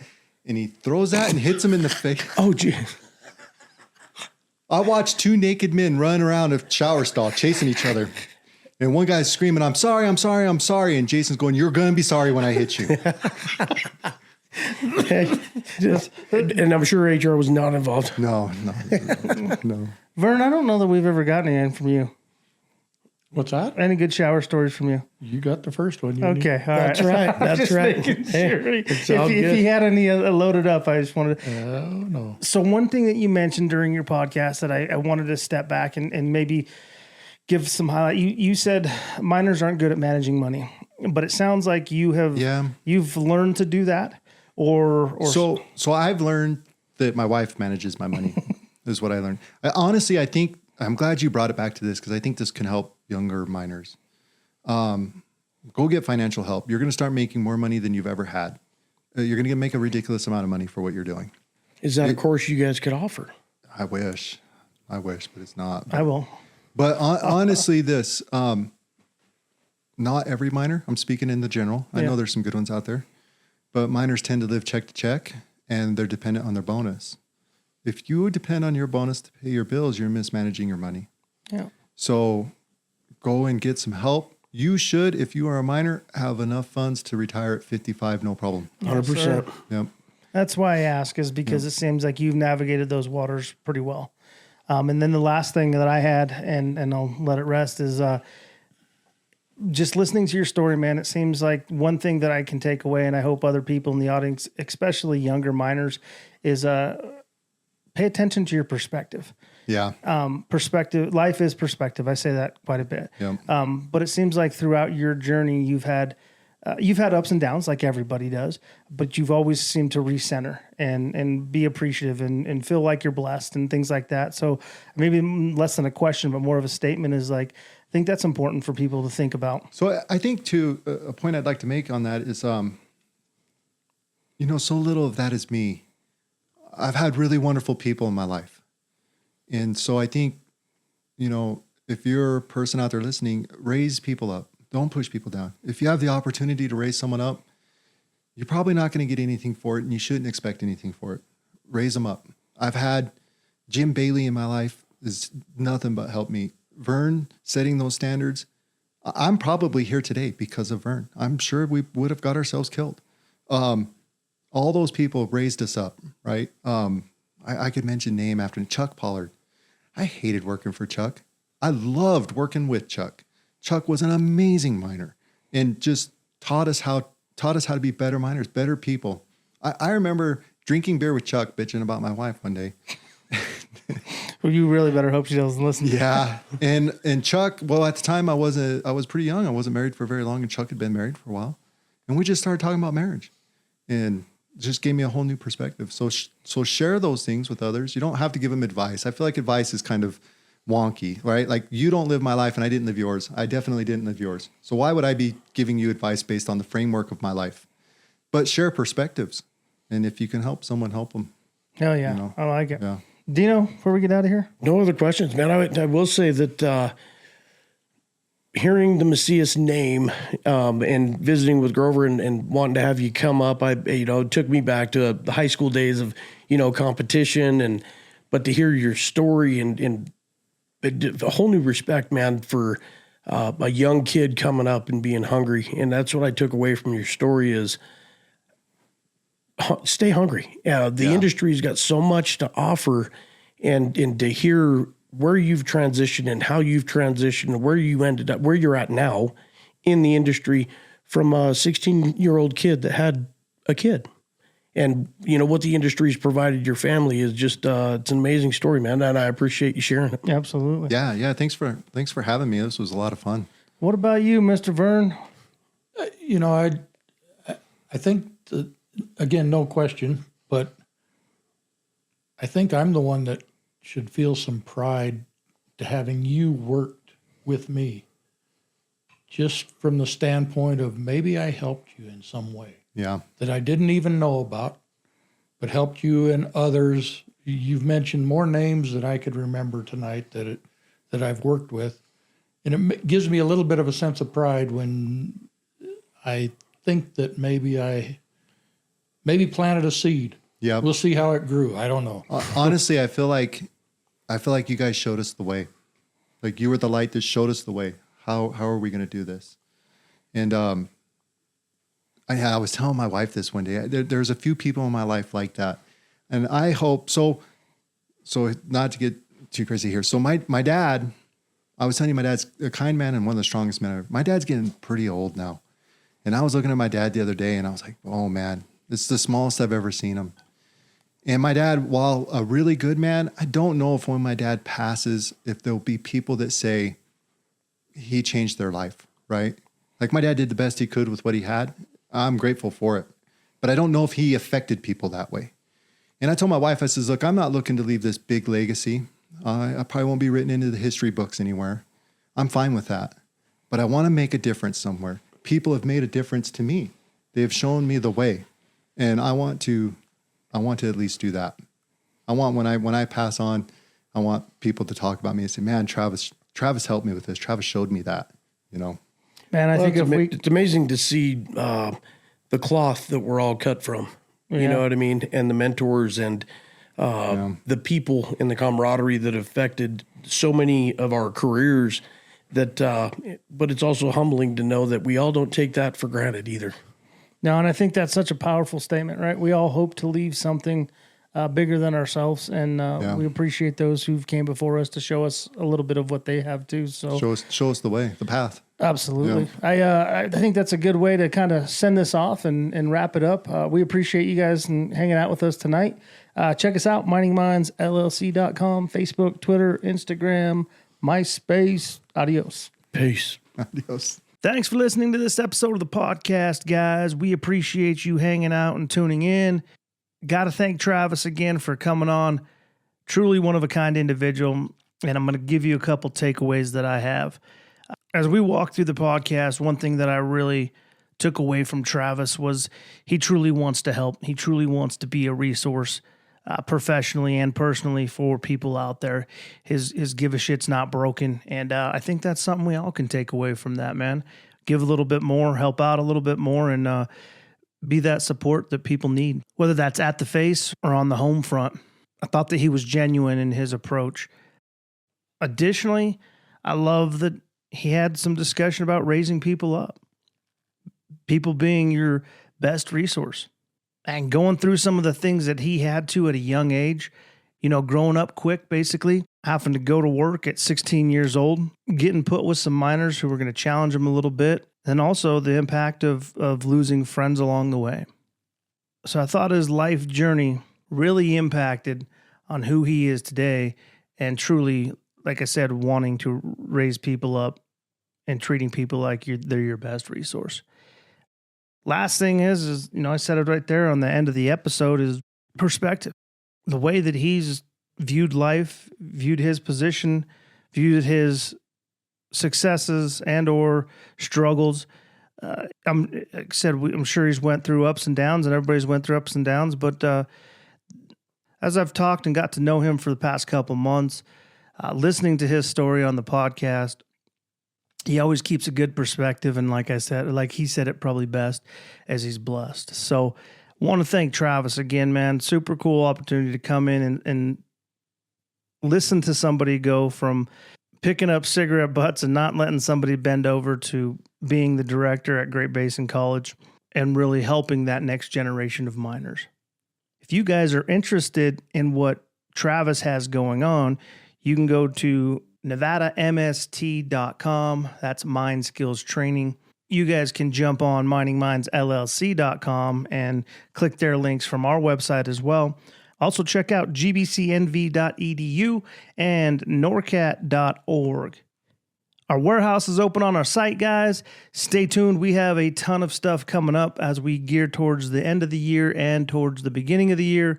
Already a lot of moving parts, so stay tuned. Brass in, give us your thoughts. It always helps when you guys share, like, comment, swipe right. And with that being said, whether you're out there pounding roads, driving drifts, or pushing throughput, stay safe.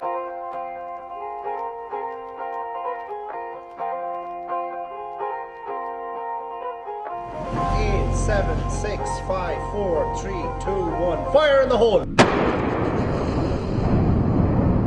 First off, I'm an underground miner, bro. I've been digging for my pot of gold. God bless me with a blue collar soul. Dirty hands, clean money, stacking dollars, yo. In the northeast corner of the state of Nevada. Grew up in the country with a place for a rapper. Blue collar lifestyle, earning what I stack up. Work, hustle, grind, and I'm grateful for that, cuz God bless me with a way to make a living. Plus I kill it every time that I be spitting on my venom. And I fit it on the rhythm, ain't nobody wanna get it. Was the illest with a local Mexicano, I'm a killer. Microphone killer, I'm a stone cold spitter. Silver State, Nevada, boy, the home winner. Grew up on the countryside with cold winters. And you know I'm battle born, a hard hitter. Now I got the 775 all lit up. Real Nevada love, y'all stand up, get up. Blue collar warriors, real go-getters. 24/7 grind, keep it going, don't let up. Ill keeps flowing like the Humboldt River. After all these years and I still don't give up. I'ma keep it going till the day I stop living. I was blessed with a gift and you know it's God-given. I was raised in the country. Blue collar living is the way we getting money. We're miners working overtime on a Sunday. Been riding dirty where the tires getting muddy. I'm hip hop, but I was raised in the country.